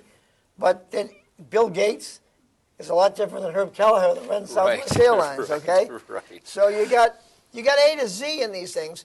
I think leadership comes, in my view, from lots of small incremental steps where, for example, you're captain of sports teams or you do well in school. You get these self-confidence things that you people all have been chosen to come here. You've gotten in to Sloan. That already gives you a degree of self-confidence that lots of people don't have. And now each one of these steps will give you, and then you'll try stuff as you go to work, and then it'll work. And the best one I use, for example, in this stuff is giving a speech. I gave a speech in 1962. I think that's before you're all born, and I have a speech impediment, as you well can see, and I had to read this speech to a series of vice presidents, and I had the thing typed out, and I had got my white shirt clean as a button, and I got my tie all ready, and I rehearsed it so many times that my wife was about ready to pass out. My kids couldn't listen to it again.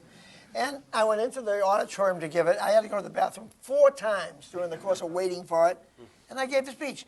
Today I can get up in front of 10,000 people, same speech impediment, and wing it. I'm winging it today with you, the smartest people in the world.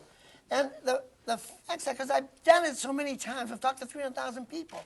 That experience builds self-confidence, and so on you go.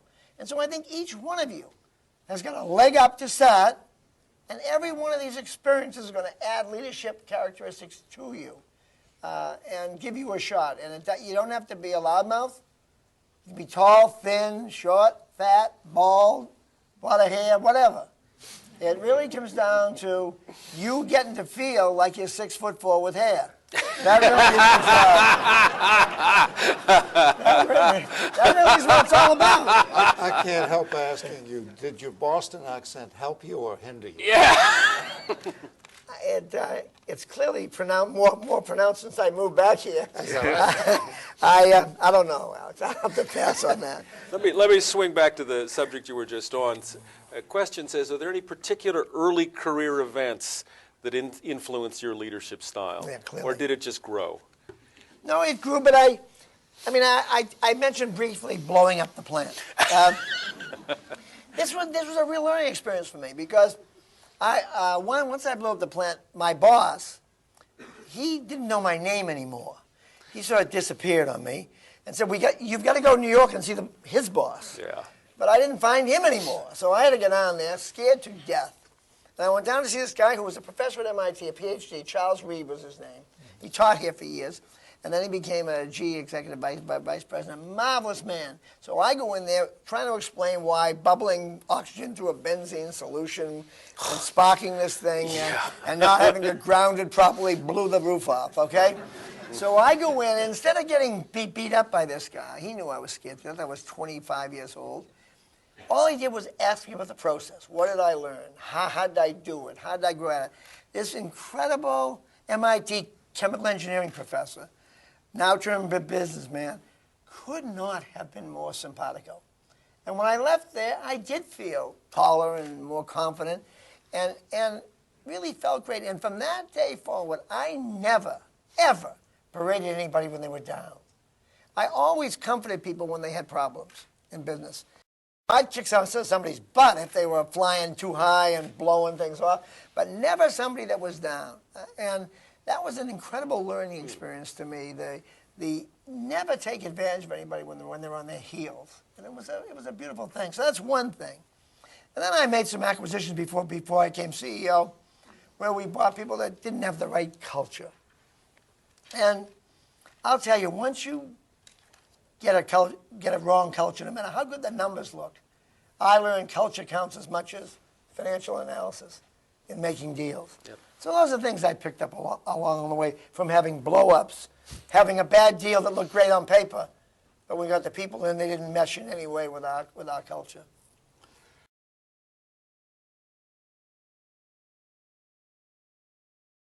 My question to you is really, how do young managers learn leadership? How much of it is innate, but how can young people actually learn about leadership? I think it's through a series of trial and error experiments where they continually try things, see them work. If they don't work, they learn from them, and they move along. I think the thing that is the transition that you all have to think about is when you go to work somewhere, it's going to be all about you. You performing well, you delivering, you over-delivering, you excelling. The moment you become a leader, it becomes about them. You don't excel anymore because of you. You excel from that point on because you build great teams who make you look good. And that's a transition that people have trouble doing. And so you have to think of yourself going from being an individual star to being a coach of great people, always trying to upgrade your team. And that will be the transition that will determine how far you go in any corporate world. Now, if you're an entrepreneur, the deal's a little different. But if you're in the corporate world, that transition has always given people trouble, understanding that it's now not about them anymore, it's about them, the employees.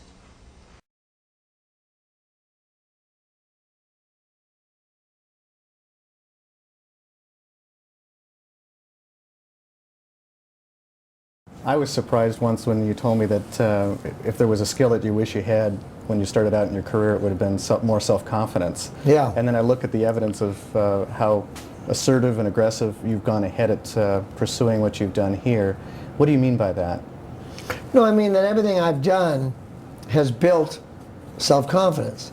I mean, and that's one of the jobs of a leader. I mean, I had a good dose of it, but I wish I had what I have today 20 years ago. I mean, you're a lot more self-confident doing these interviews today than you might have been the first time you did one. It's like any experience. And the job of a leader is to give people the opportunity to try things they never thought they could do. And then when they succeed, they'll try bigger things and bigger things. So this idea of developing self-confidence is a key attribute of good leaders in developing it in their people. And if you just ask people to do the job at hand and fill out the form, it doesn't engender this building of self-confidence. Now, you always celebrated failure. Yeah. For you and for your people. How did you go about making them feel safe to take the risk? Well, that's what we tried to do, because this was an adverse risk culture.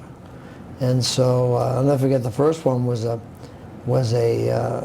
long life light bulb that we were charging $10.95 for, and it was played perfectly to the environmental movement, energy efficient, longer life, but it was very expensive. It was before its time, and so people didn't buy it, and the venture fell in its own weight. So we gave everybody in the venture, 74 people I guess it was, we gave them VCRs as a celebration party, had a big dance with spouses, and celebrated a great idea, well executed, too early. And then made that intellectual property and that whole effort could rise again maybe when the time was right. And it did. It did. But it wasn't right then. But the more important thing was we told that story 10,000 times. So the example was more important than the $20 to $30 to $40 million we lost in the venture, because it tried to infuse in people the thought that, hey, trying something and missing, you can be a hero.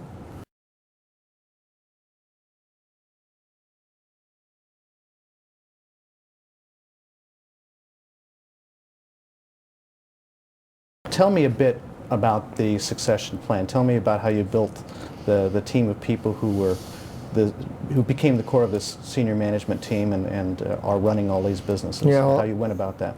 Well, it was a long process. It was several years. And we had two things. One, we were building the team for the top job, and then we were building the team that would be there to work with the eventual top team. And so during the course of that process, we asked some others to move on who weren't going to play a role in either the top job or the bottom one. And they found great jobs and are great people doing great things. Then we had, it clearly came down in the end to, we had three people that were qualified for the job, three great people. Jim McNerney, Bob Nardelli, and eventually Jeff Immelt. And we spent a lot of time debating, talking, having the board go out and see people individually. For 5 years, the board went out and spoke individually with the different people. And you'd set special goals for these gentlemen. Yeah, and they all overachieved them. The three of them outperformed anything I ever dreamt they would do. So it became more difficult than one would have expected. And at the end, we were hoping one of them would do something ridiculous, so they wouldn't have to make the call. Then how do you make that final judgment? Well, I do it with a consultation of a lot of good people. Bill Carney, our human resources person, and Dennis Damon, the vice chairman, and I don't think a day went by we didn't talk about it.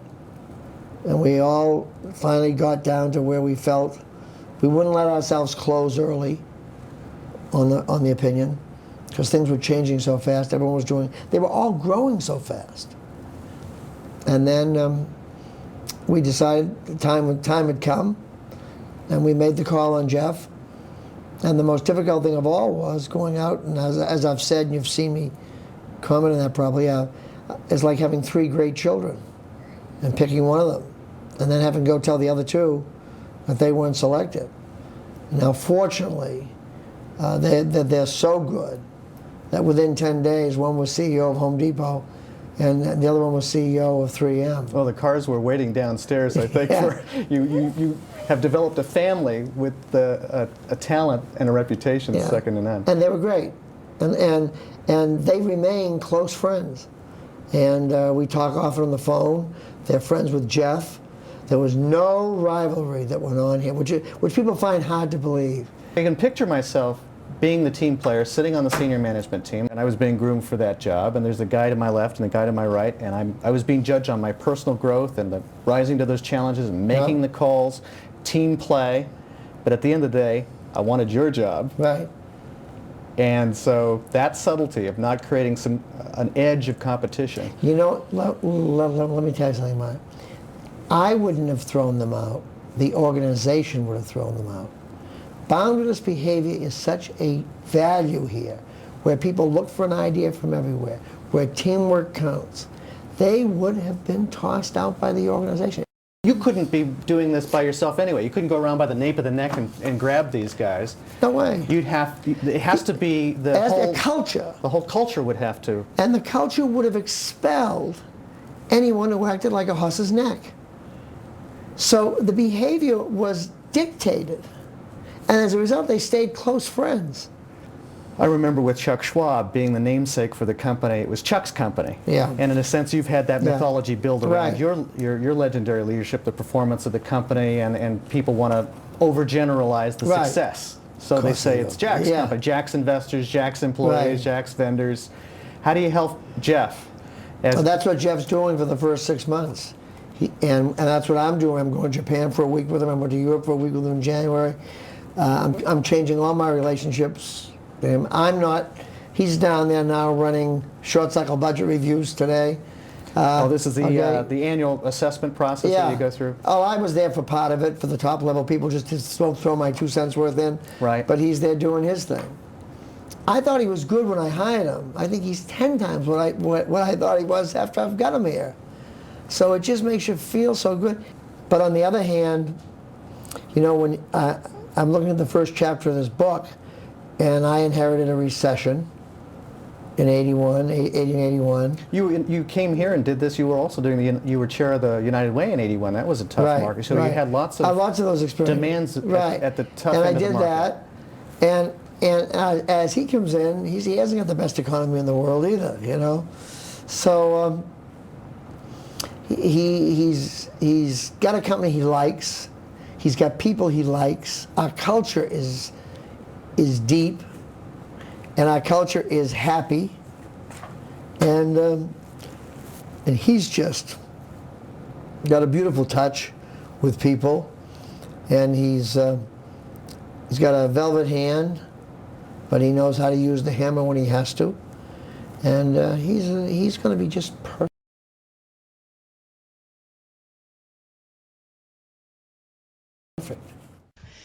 Mr. Welch, I haven't heard the word vision yet tonight, and I teach a class on leadership. And one of the things that we talk often about is the importance of a leadership vision. And I'm wondering if when you use the word focus, if you're also talking about having a leadership vision. Or do you think a vision is even important at all? No, I think a vision is very important. I think, you know, we were in a potpourri of businesses, some 300 plus businesses. Early on, I said you got to be number one and then number two, or fix, sell or close the business. It was very helpful.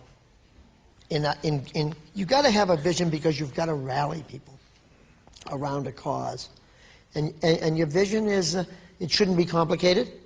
It should be simple, and it should be repeated until you want to gag on it. Over